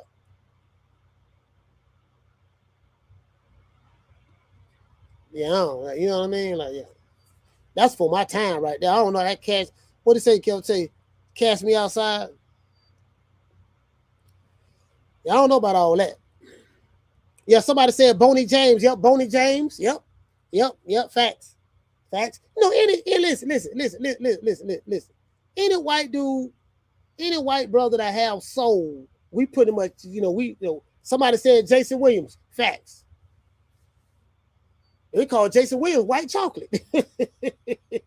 I think he got a ring with the Miami Heat. He got a ring with the Heat. He was coming off the bench.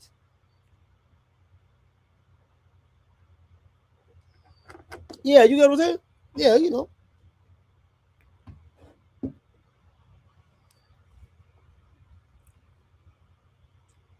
Shit, Herb Albert. Can't forget about Herb Albert. Somebody said Kenny G. What's the other jazz guy? Paul Hardcastle. There's another. There's a couple of them.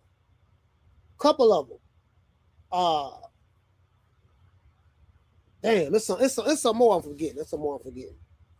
Somebody said third base. I wasn't fucking with third base. I wasn't fucking with him like that. Average white band. Yeah, the average white band and KC and the Sunshine Band. Average white band, KC and the Sunshine Band. We got to throw that in there too. Somebody said George Lopez. No. No. No. Nah.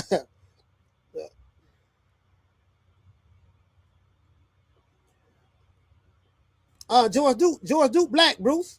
We talking about whites. We talk about white musicians or just any white person who have soul, who black people automatically claim for our own to be black. Yeah. The Bee Gees. Somebody said the Bee Gees. You know? Ooh, that's a mean one right there. That's a tough one there, boy. Oh no, boy. He said the Bee Gees. The Bee Gees owned the 70s. I don't think it was a group made more hits than the Bee Gees in the 70s. It was probably between them and the Jacksons. It was between them, the Jackson 5 and the Jacksons. They were the Jackson 5, then when they left Motown, they became the Jacksons. Yeah, you know that. Hey, you know what? Def Raymond, boy, you came in one. You pulled out one then. Hey, what you say? Travis Kelce. Hey, Brandon say Travis Kelce before he turned white again with Taylor Swift. Hey, look here, man. Hey, Brandon. Travis Kelce was a brother. Come on now.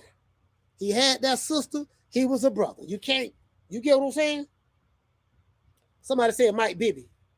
Mike Bibby mixed, right? I think Mike Bibby. I think Mike Bibby was mixed. I think he black and white, if I'm not mistaken. Yeah. Mike Bibby was a bad boy, man. He was a bad boy. I used to love Mike Bibby, bro. Yeah.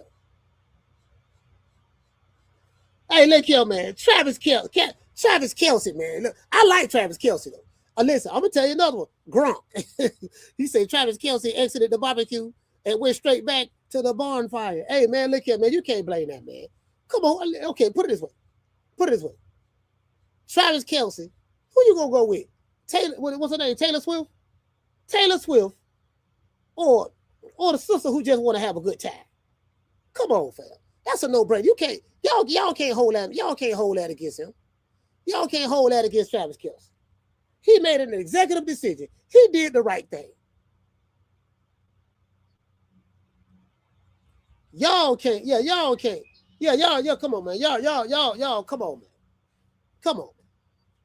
That's like right now. If a sister, let's say she with me, right?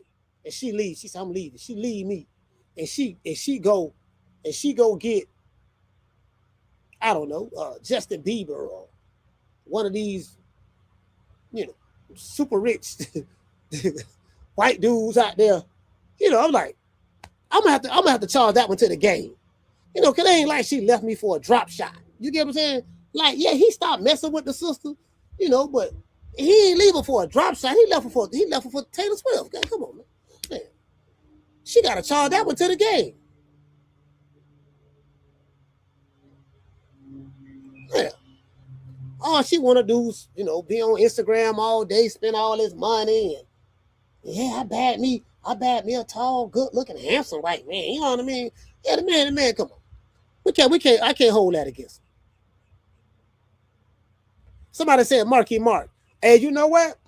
I ain't gonna lie. We didn't claim Marky Mark. Marky Mark come from my era. He my age. We didn't. Nah. Mark Wahlberg. Nah, we ain't really. But he did used to act a lot. He was more on the hip hop is urban side. He was more like the brothers. You get what I'm saying? But I don't think there was an overwhelming, like, you get what I'm saying? Like, we ain't claim him like we claim Michael McDonald or like we claimed Bobby Caldwell. It wasn't like that. Somebody said Pink. Nah, I don't know about that. Nah.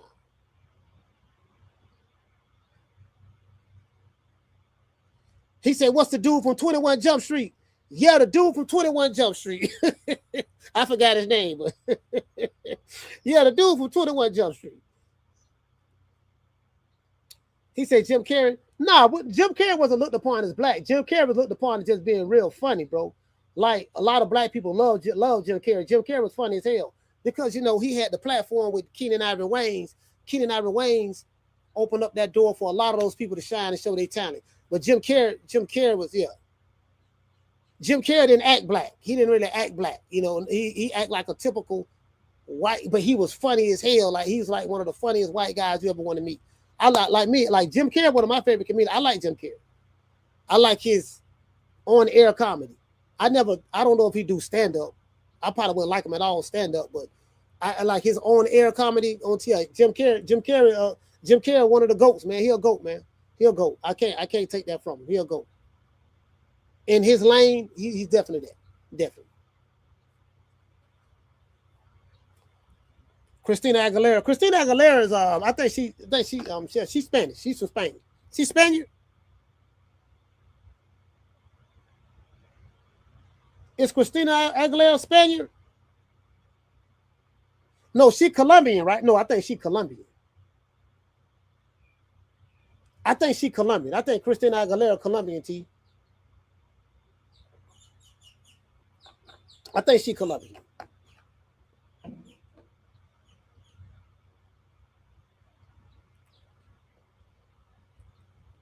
And what they say, Brandon say, he said the comedian Ralphie was more black than Jim Carrey. Jim Carrey was funny, man. Jim Carrey was hilarious. That whole In Living Color cast, man. Doggone, what's my main man name? Tommy Davidson. David Allen Greer. Them dudes. Jamie Foxx, Damon Wayans, man, them dude, bro, that was the funniest TV show. Like that show opened up the doors for the Chappelle Show. That opened up the doors for Chappelle Show, and what opened up the doors for Living Color was Hollywood Shuffle with Robert Townsend and Keenan Ivory Wayans. A lot of stuff that I saw they did in Hollywood Shuffle. He did some of those same treatments and skits in Living Color. Like Living Color, all it was a skit. You know how we do like video skits, like Country Wayne. We got the Country Wayne skits and all that stuff there. Those shows was nothing but skits. That's all it was. Okay, we're gonna do this skit. We're gonna act out this scene. We're gonna have handyman and this and that. That was just a skit. And then we're gonna show another skit with Fire Marshal Bill. Like all those are just skits. When you go back to look at Flip Wilson, Go back and look at the Richard Pryor show. Go back and look at the Red Fox show and stuff like that. Yeah, man, like all those are skits, fam. Like the skit game ain't nothing new. It's new to the like social media. Okay, we doing skits, but when if you think about it, yeah, think about it, yeah.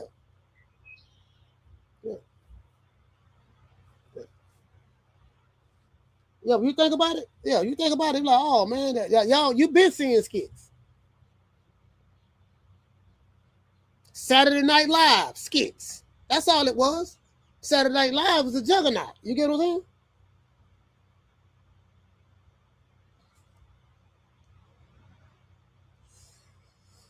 Yeah, that's when comedians was funny. See, back then you was allowed to be funny. Like I like George Carlin. He'd say nigga, but in the right context. I like Robin Williams. Love George Carlin. Love Don Rickles. Of course, Richard Pryor. I love Richard. The GOAT, the Richard. You know, but you had some monsters coming out, man. These dudes was funny, man. Comedy, that's when people can make fun of each other. Do you get what I'm saying? Ain't nobody getting butt hurt. Like that shit made like we used to crack on each other when I was going to school. Now you do that, they call it bullying. They call it bullying. Like motherfucker crack on you, joke on you because you ain't dressed right, your shoes look messed up, this and that. And then over a period of time, you start cracking back and you start getting better. Then it help you with being quick on your feet, thinking, always diverting, or you get what I'm saying? Like a motherfucker try to chew you or crack on you, whatever the case may be, you hold your own. And nowadays you can't. You get what I'm saying? It don't change a lot, bro. Rodney Dangerfield, one of my favorite comedians. Rodney Dangerfield, funny than the mud, bro. H-Town T say, wasn't no so-called cancel culture back then. This shit weak sauce now. Yeah, it is. It is. And check this out. And Don Rickles used to talk shit about everybody. Racially insensitive stuff. Go back and look at Don Rickles. He talked shit about the Jews, and he was Jewish. He talked shit about white. He talked shit about blacks. He talked shit about Hispanics. Brought all the different racial stereotypes. Sorry about that, y'all. Sorry about that. All the different like racial stereotypes. So y'all can see me right now. Oh, the computer getting hot. The computer getting hot. My bad. The computer getting hot. It's in the sun. This bitch finna overheat, dog. Hey, we gonna have to take this. Damn. Motherfuckers finna get hot, dog. Fuck. This bitch overheating. Hey, this bitch overheating, dog. Damn. That bitch in the sun. What the fuck was I thinking about? Man, what was I thinking about, man? I'm gonna have to go back. I'm gonna have to go in the motherfucking. Yeah, that bitch overheating, dog. Hey, check it out. We're gonna take it on the inside. Let's take it on the inside. Y'all bear with me one moment. Let's take it on the inside. Y'all give me a minute. Give me a minute. Matter of fact, take it on the inside. Shit, I got a motherfucker.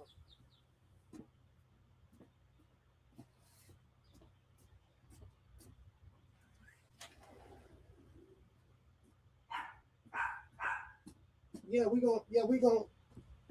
gonna take it on the inside, y'all. Hold on, we're gonna take this shit on the inside because I don't want this motherfucker overheating and shit.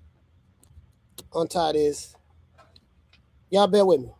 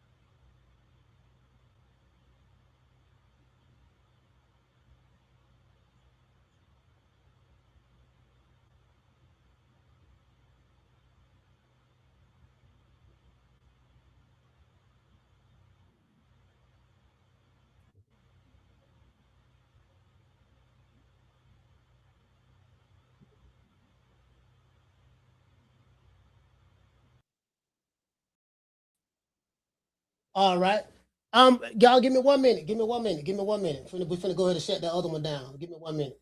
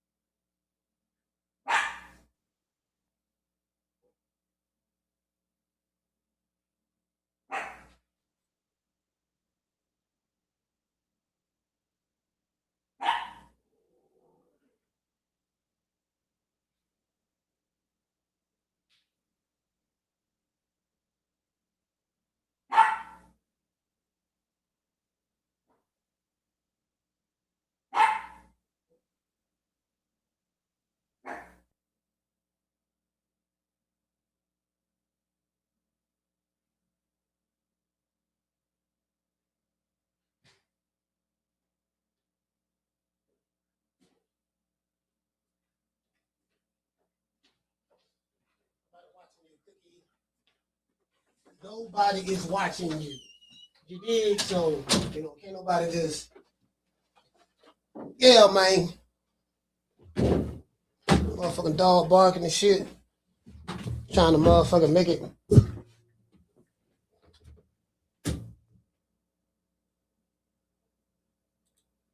Yeah, man. Sorry about that, man. I had to get from outside. It was hot out there. I'm like, damn, my fucking computer.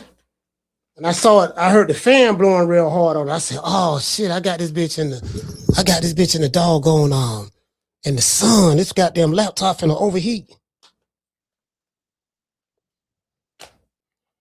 So bit of talking, wasn't paying attention, but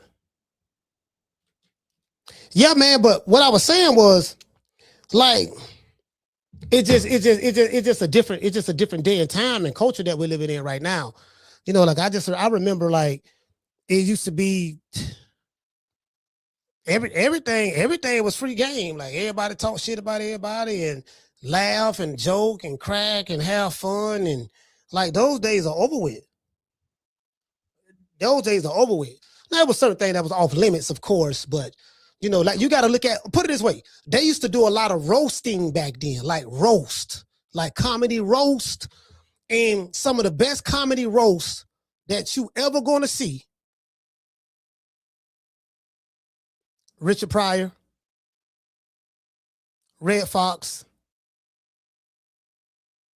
Don Rickles. Don Rickles, bro, let me tell you something.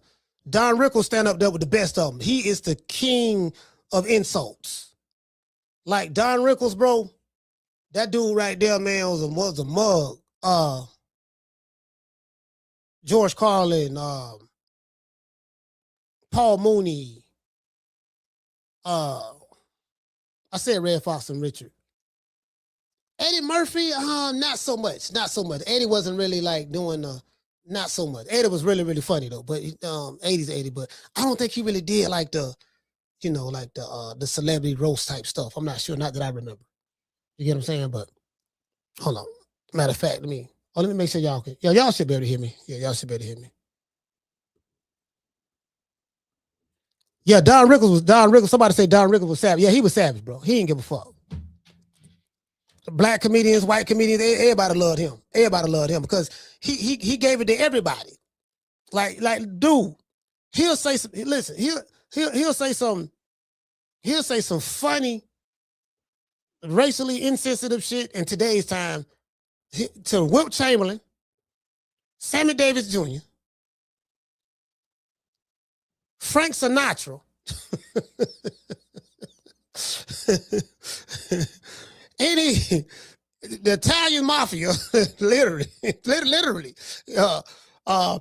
he was Jewish. Any Jews Oh my God! Any Jews in the audience? You know, bro, he don't even play like he gave it to everybody. In the daytime, man, he would be. Oh my God! Lenny Bruce was another one. Robin Harris. Yeah, you know, hey, Brandy, Robin Harris. Yes, Robin Harris was another one. He passed away before his time. Yeah, Andrew Dice Clay. Yeah. Somebody said Sam Kinison. Yeah, you get what I'm saying? It was just, Bernie Mac. Bernie Mac, another one. You know, it was just, yeah, now you got to be a little bit more creative. Now it's just, everything is ultra sensitive. Everything is racist. Everything is this. Everything is that. I'm like, man, like, with the shit funny, like, you get what I'm saying? With the shit funny, like, God damn. You know what I mean? Motherfucker didn't give a damn. You see what I'm saying? So, but like I say, you know, yeah, Robin Harris, a motherfucker. But was the shit funny? You get what I'm saying? Like, are we, you know? Shout out to he said, what I'm gonna do, Lord? Bernie Mac. Yeah. No.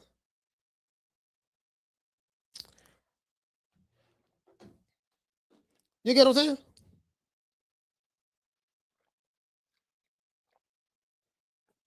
Gays got talked about. Everybody got talked about. Nobody got spared. You know, and you know, it was an understanding. It was an understanding that, you know, I mean, of course there was some type of you know,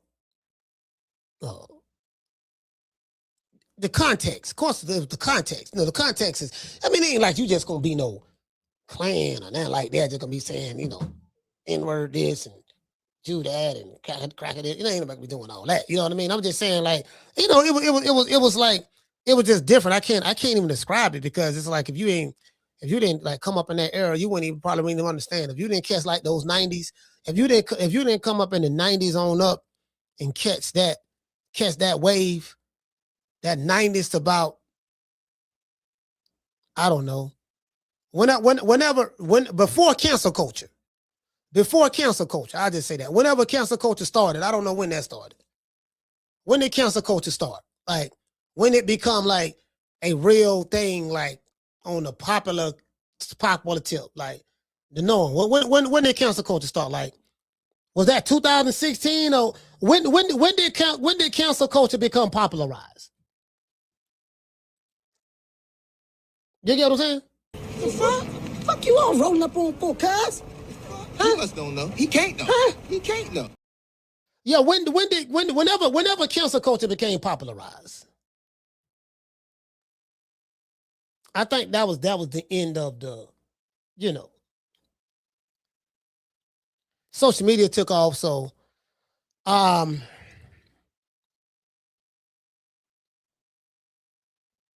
you know, social media introduced a different way to skin the cat, stuff like that. But anyway, as a matter of fact, hold on. I want to show y'all this. I want to show y'all this right quick. Now I'm back in the office. So now that I'm back in the office, let me show y'all this. Okay, so they fighting tomorrow? When they fight?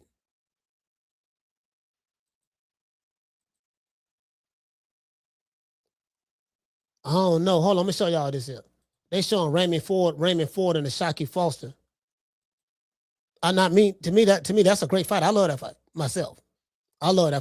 But you know, ain't nobody throwing no fight partners in there for it. Ain't nobody gonna be talking about it. You know what I mean? So we the only ones probably gonna be talking about it.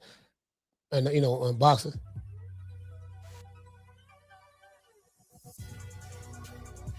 Oh no, man. I'm riding with Shock on this one, man. I think I'm kind of riding with Shock on this one. I think I'm gonna ride with Shock on this one, fam. Yeah, that's what I think. I think I'm gonna ride with Shock on that one. I just retweeted it to myself, so you know what I'm saying. I just retweeted it, so you know. I'll pin that. Let's see. Hold on. This Eddie Hearn right here. I want to hear what Eddie got to say. Hold on. Let's see what Eddie got to say. No, let's go right. Let me see what Eddie got to say. Rumours Haney's talking to him. Wouldn't be surprised if he goes. Have you spoke to him? No, because I can't do anything with Dev. Like, why? Because the money's not there, Con. Like, unless you need these guys, unless you're willing to lose a load of money in the process, you just can't. It's the same with Richardson. It's the same with Devin. I love Devin, and we've talked. And if a fight made sense or a number made sense, but he wants crazy money, and so therefore you need someone that's desperate to overpay the marketplace, a bit like I did with him years ago. Wow, he said kind of like what I did with him years ago. So he said he paid Devin Haney all that money because he was desperate at the time. Because that's when that's when the Zone, Eddie Hearn was trying to get his foothold on in promotion in America, and the Zone was giving him all that money. So he was paying people like Tevin Farmer, Demetrius Andrade, Devin Haney. He was paying them 3 times more than what they, than what their market value was in order to get them to come over there. And he said he was desperate at the time. That's what he's saying right there. But he's like, yeah, man, it's a different day and age now, fam. I ain't desperate no more, fam. Like, it's a whole nother ball game now. That's what he's saying. And this dude still want that same kind of money. And, it ain't, But that's something you've already invested that money. Is it not worth your while to go back? No, because we're in a position now of we're number one. So we don't need to overpay crazy numbers to bring talent. Our talent roster is brilliant. And I just, like, if I sign Devin, I just don't know what I would do with him.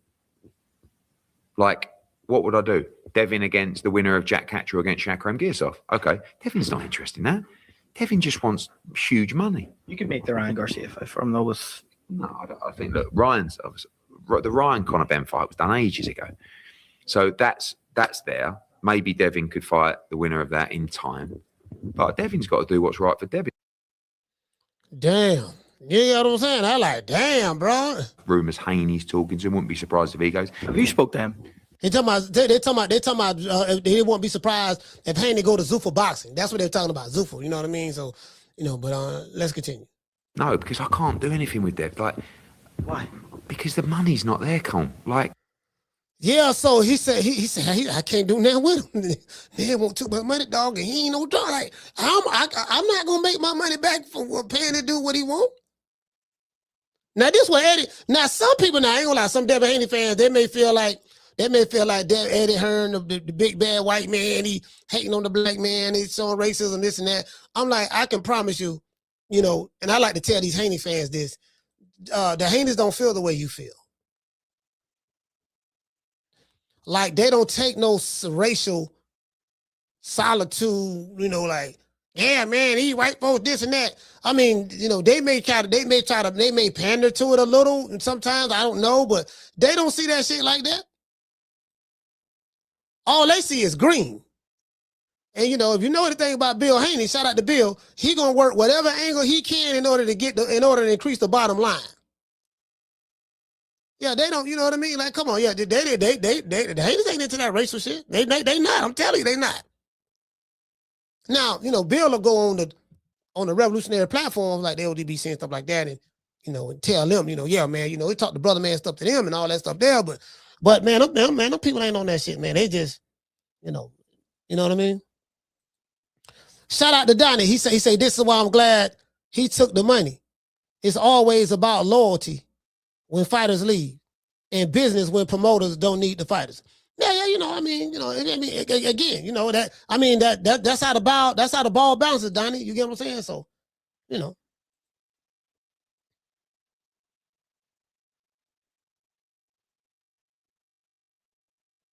Hey, he said he can't do nothing with him though.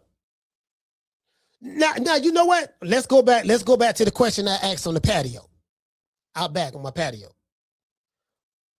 You have fighters like Devin Haney, he has DHP Promotions.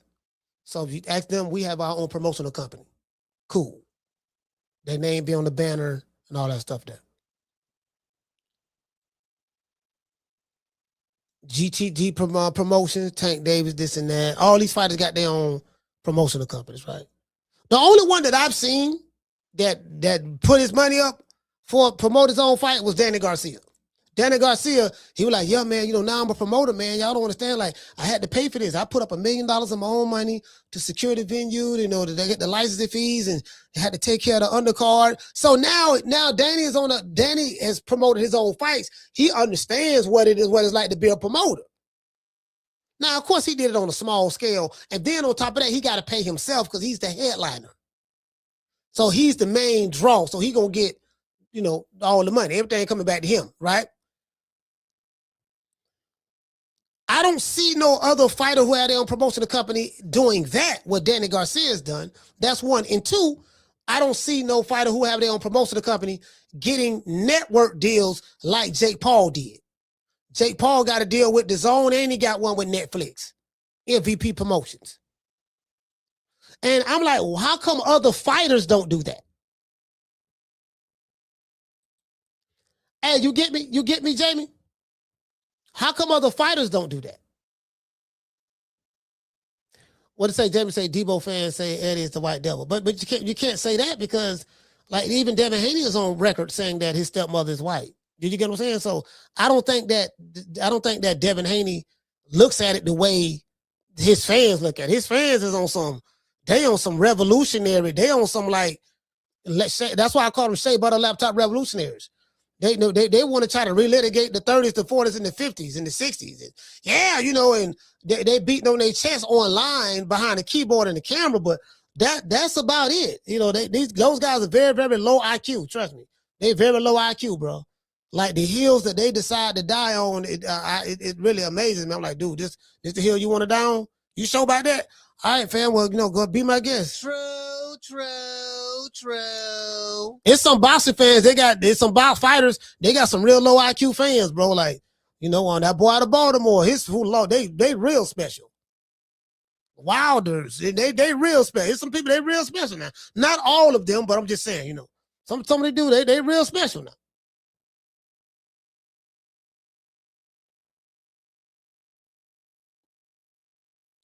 These dudes talk like they really being held down and oppressed. I'm like, yeah, they oppressing now. They bro, like, fam, you ain't lived through that era. This ain't even that era, bro. Nigga, you free to go do whatever you want to do. They are like they still on the plantation or something. Yeah, look what they doing to us. I'm like, man, one thing I say, if a mofo want to be a victim, you can't stop him from not being one.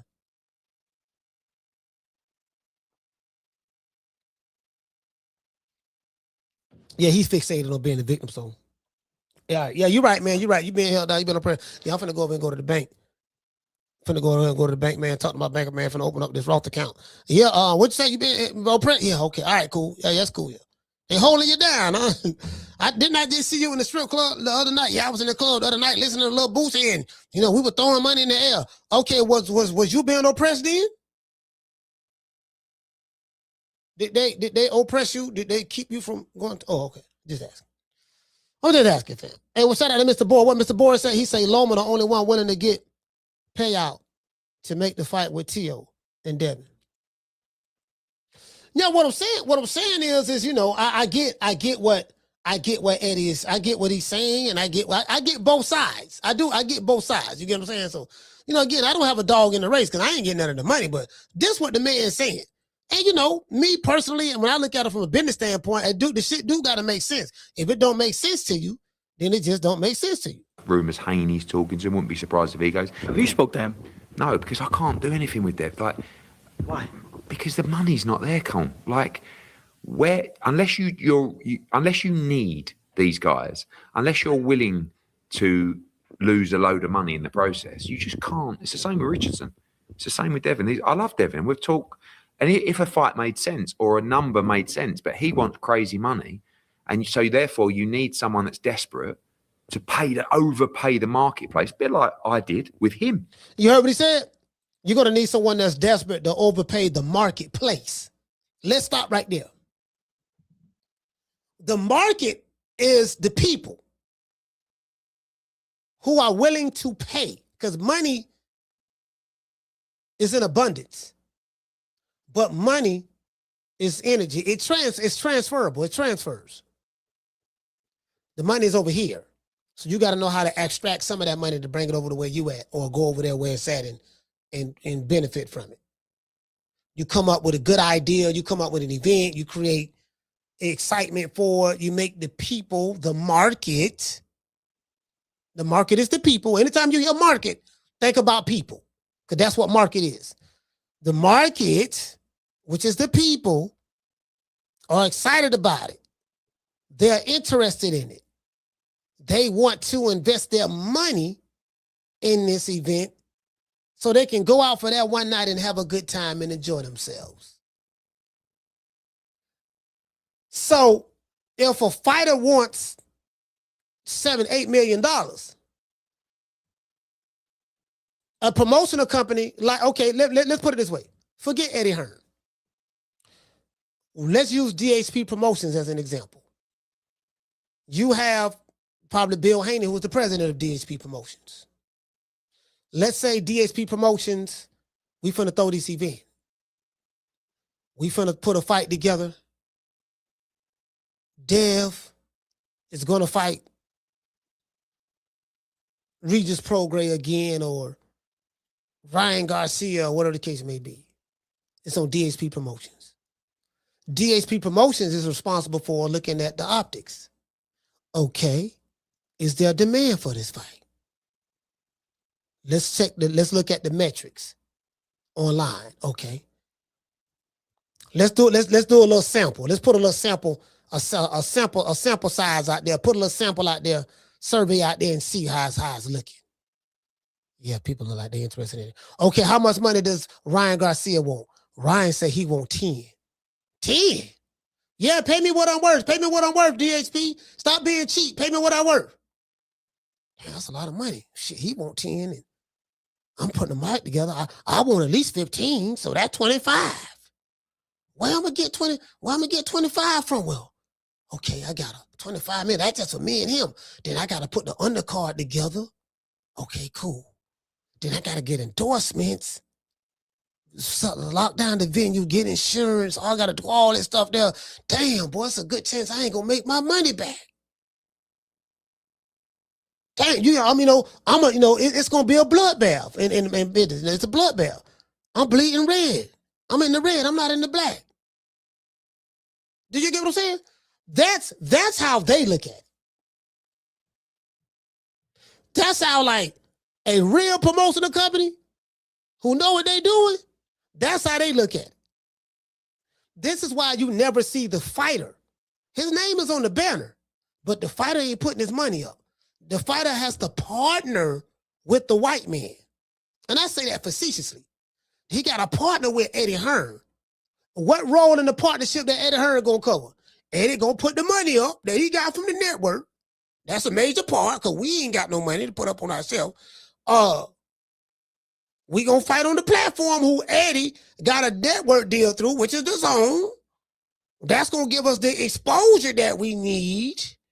Eddie gonna pay for the whole fight card and all that, because he got a budget from the Zone. They're gonna pay for all of that. And he responsible for trying to promote it to make sure that he can get a return on his money, because he got to pay me the money I want. Then he got to pay the opponent the money he want. Then he got a whole card, so they got to try to see if they can get a return on their investment. No fighter is doing that. True. These fighters ain't doing that. They're not doing that at all. I want to thank the whole hood who came out here. I love y'all. I did this for the hood. Y'all know I beat that boy. Yeah, these fighters ain't doing that. Hey, what it say? Hitman say Zuffa's willing to overpay for the moment. Yeah, they are. Like, okay, hey, check this out. Hitman 42, check this out. Remember they were saying Dana White, Zuffa Bossa paid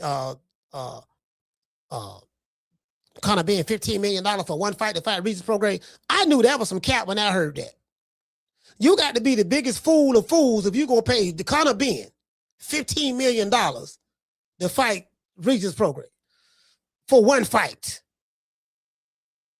No. And he ain't never had a belt before in his life. Conor Ben, they told Eddie Hearn that to throw him off the trail.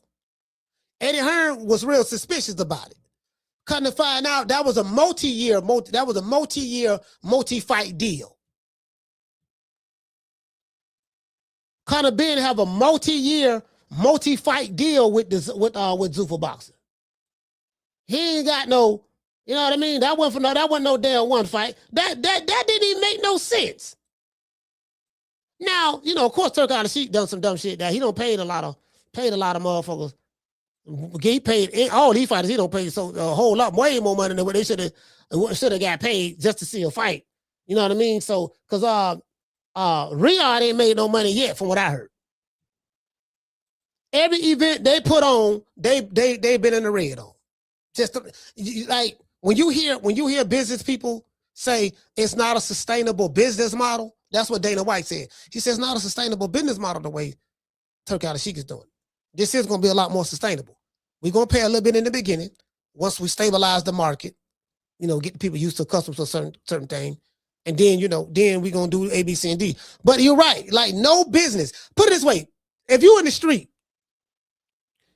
if you want to be a successful drug dealer, you have to make more money than you're spending. If you want to be a successful drug dealer. You can't buy a brick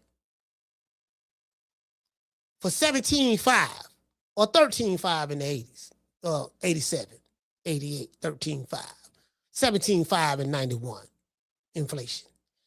But you can't. I'm gonna buy 10 birds for $17.5. Matter of fact, I'm buying 10, so I'm gonna get it at a discount. I'm gonna get it for 16.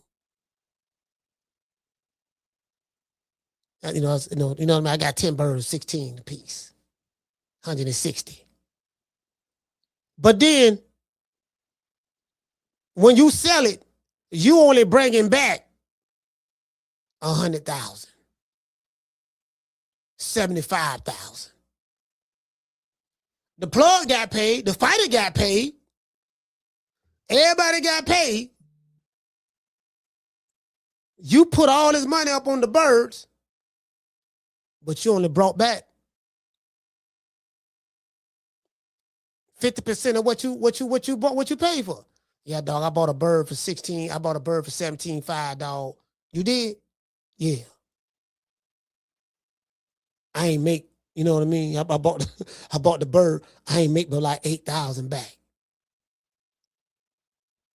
But it was good though. It was some good stuff. It was a good fight, good promotion, a good, you know what I mean? So yeah, so that's why they don't see them fighters do that. They not willing.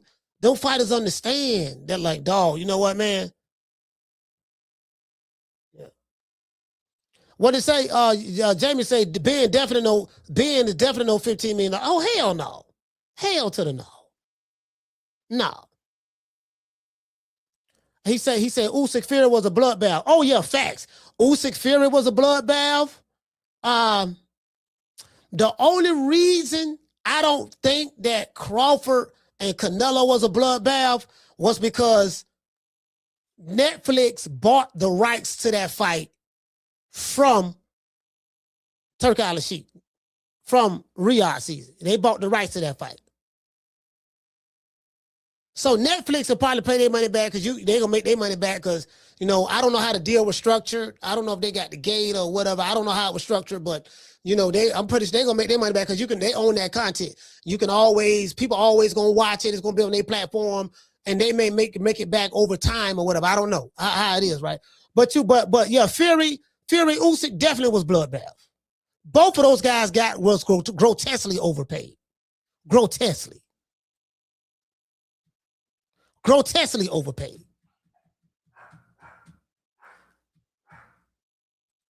He said TKO knows how to make their money back. They made $572 million profit in 2025. Zuffa Boss will make their ROI. Yeah, well, you know what? But you know what, Donnie? Zuffa, they got a multi-year, multi-billion-dollar deal with Paramount. With Paramount, so.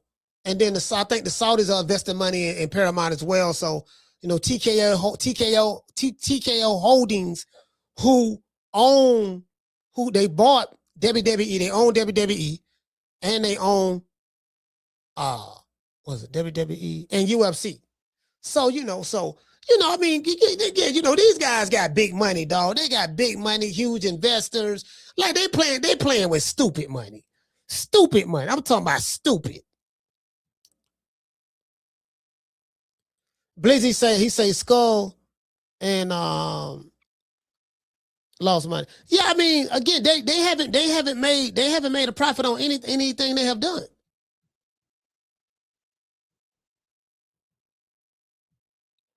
But I don't think they care about that. It's like when you first start a business, they understand that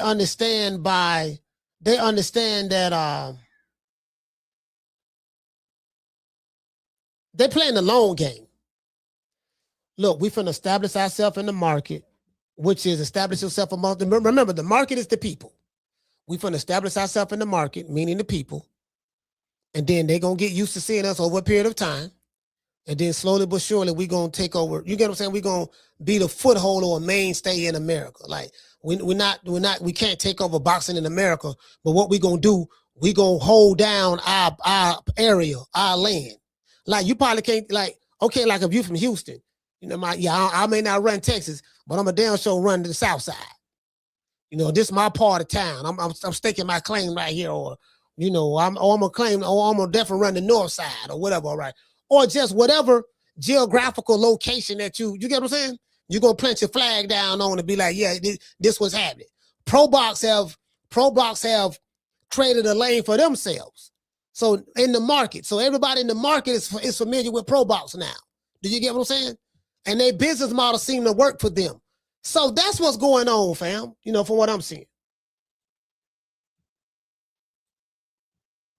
That's what tripping me out with Oscar De La Hoya. He like, yeah, the Saudis are doing this and the Saudis are doing that. But Oscar, you do business with the Saudis.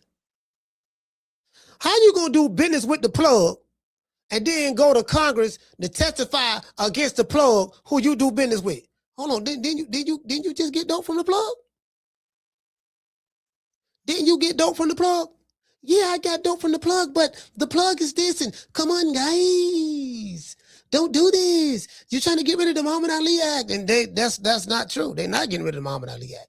The Muhammad Ali Act is not going nowhere. That's where you're lying at. What they did was trying to get an amendment to the Muhammad Ali Act to allow for them to have their boxing league. So the boxer have an option. If you don't want to be a part of this league, which is Zuffa Boxing, you don't have to, don't sign with them. Don't worry about them. If you want to continue to sign with a traditional promoter, like the Matchroom or whatever the case may be, or Golden Boy, whatever, then guess what? You can continue to do that under those circumstances. Nobody trying to get rid of nothing. I listen to the hearing.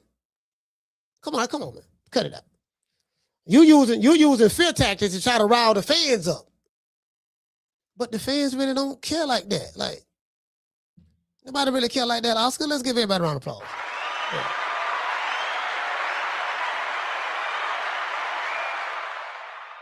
Yeah, you get what I'm saying? So, it is. What they say? He said as long as they taking our money, they will always have money. Yeah, I don't know what you mean by that, fam. I don't know what you mean by that. He say, what did he say? He say these clowns are posers. Box. He said you're not dealers. Charlo's are clowns. Say Sweepy. He said something about Sweepy. He fucked up his money. What did he say, fam? He said, J. Ross, he said Pro Box stay with the DC DMV fighters. Yeah, they do. They got a formula. They got a formula. Hey, shout out to Sheila. Sheila, what's going on, Sheila? Yeah, you know what I mean? Schoolo. Hey, what you say? Hey, Jay Blizzy he said Oscar dry snitching. Hey, Jay Blizzy, you notice ain't nobody called Oscar a snitch? Oscar went to Congress to testify and talk bad about his competition, Zuffa Boxing. Nobody called him a snitch. Ain't nobody called him a snitch. Oh, he's snitching. Hey, Jay Blizzy. If Jay Blizzy said Oscar dry snitching. No, he ain't dry snitching. Hey, Hey, you know what? He ain't dry snitching.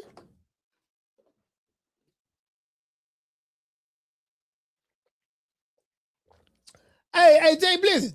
He listen. He ain't dry snitching at all. He just coming out. Hey, Jay Blizzard. He just coming out. Also just coming out. Hey, how you go? He say just mention it if Turkey's involved makes top fighters willing to fight each other. Yeah, because what they're trying to do, this is what they're trying to do, Bishop. They're trying to get that money. They're trying to get the money. That's all. They're trying to get the money, and they hoping. And then Turkey, like you said, ain't nobody seen Turkey in a little bit. He don't back the way. So the closest thing you're going to get, and again, the market is going to stabilize itself. Like these guys, fam, you got to pay how you weigh, fam. If you say you're supposed to get all this money, you're a superstar, okay, we're going to put you on pay-per-view. But pay-per-view is setting you up for failure, really, because ain't nobody buying no pay-per-views. Take this low guarantee and bet on yourself. That bet on yourself shit sound good. That's that ego shit. They want you to get caught up in your ego. Yeah, bet on yourself. But well, guess what? When you're doing business, you ain't looking at betting on yourself. You're looking at the numbers. That shit sound good for social media. That shit sound good for cause what they doing, they're trying to take Floyd Mayweather talking points. Cause they heard Floyd say that. Yeah, I bet it on myself. And but you ain't even doing all the shit Floyd did. Like, yo, D cat. Hey, Bishop Bull, they be killing me with that. And what they say, J-Rock, he say, Coach, Lou interviewed one of the fighters in our gym. Oh, okay, yeah, man, Lou, that's my guy, man. That's my main man there, man. Light-skinned Lou, man. That's my main man. Hey, shout out to Miss Sheila, man. H-Town. Miss Sheila, H-Town in this B-I-B-I. Let's give everybody a chat round of applause. Yeah.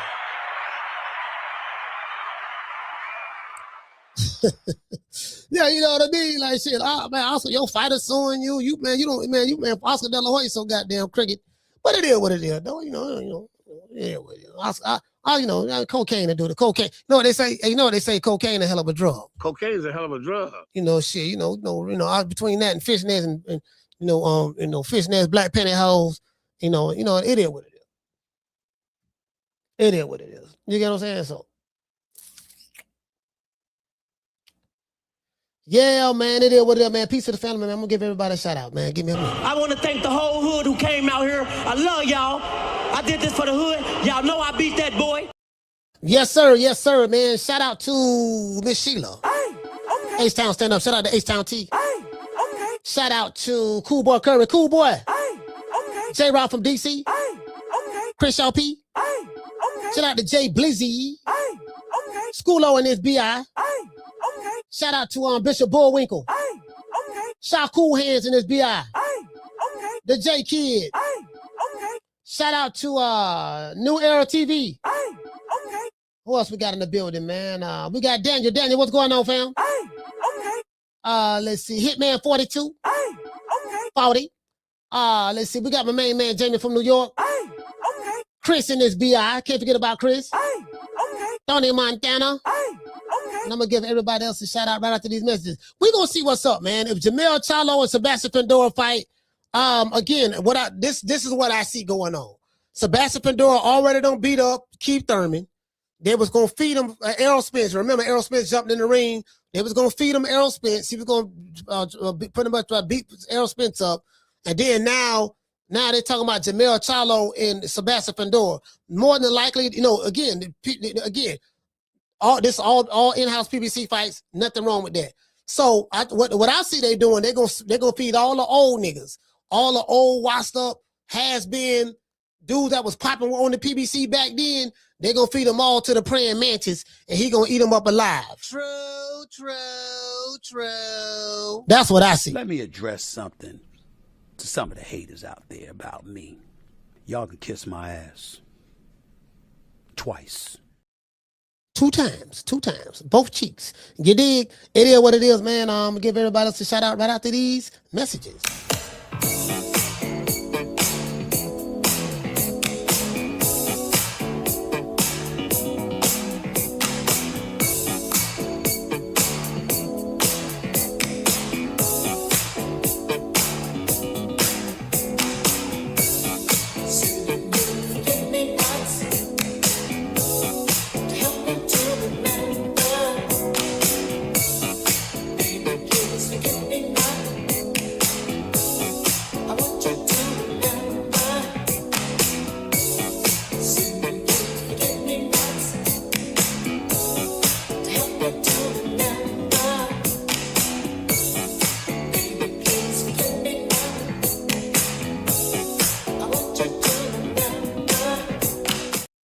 Hey, Coach Eddie say, ask Wilder how it worked out for him, man. Worked out pretty good for Wilder. Wilder, multi-millionaire. Shout out to, he talk about bet on yourself. It worked out good for him, though, Wilder.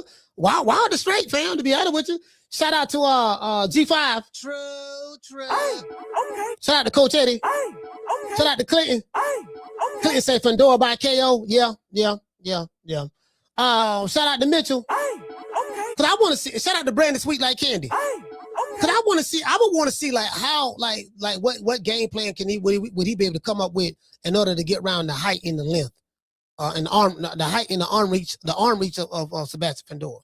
And then again, as I said before, Jermell ain't been in the ring. September of this year be 3 years.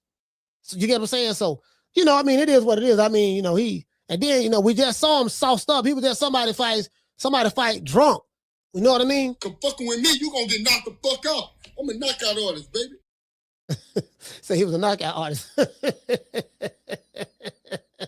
Shout out to Jamie. Hey, okay. Thought Montana. Hey, okay. Schoolo. Hey, okay. Cool Boy Curry. Hey, okay. Sheila from H-Town. Hey, okay. Bishop Bullwinkle. Hey, okay. Shaku Hands. Hey, okay. Shout out to Daniel. Shout out to Chris. Hey, okay. Shout out to shout out to Blizzy, man. Blizzy. Hey, okay. Big Jag in his BI. Hey, okay. Yeah, man. Clint Cummins in his BI. Hey, okay. Yeah, man. It is what it is, man.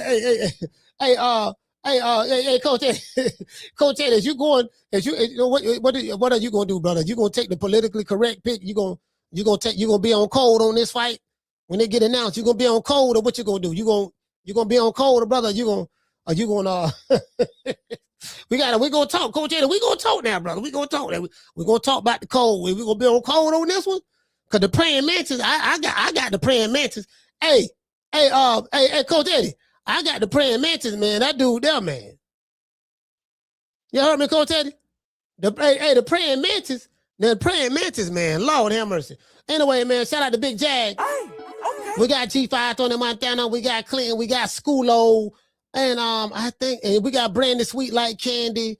And I think that's it. I catch you guys on the next one, man. You know my motto. Don't meet me there, beat me there. Peace. Peace to the family. Peace to the family. Peace to the family. Y'all know what time it is. Man, I'm out of here, bro. Let's go. Man, I'm out of here, bro. Let's go.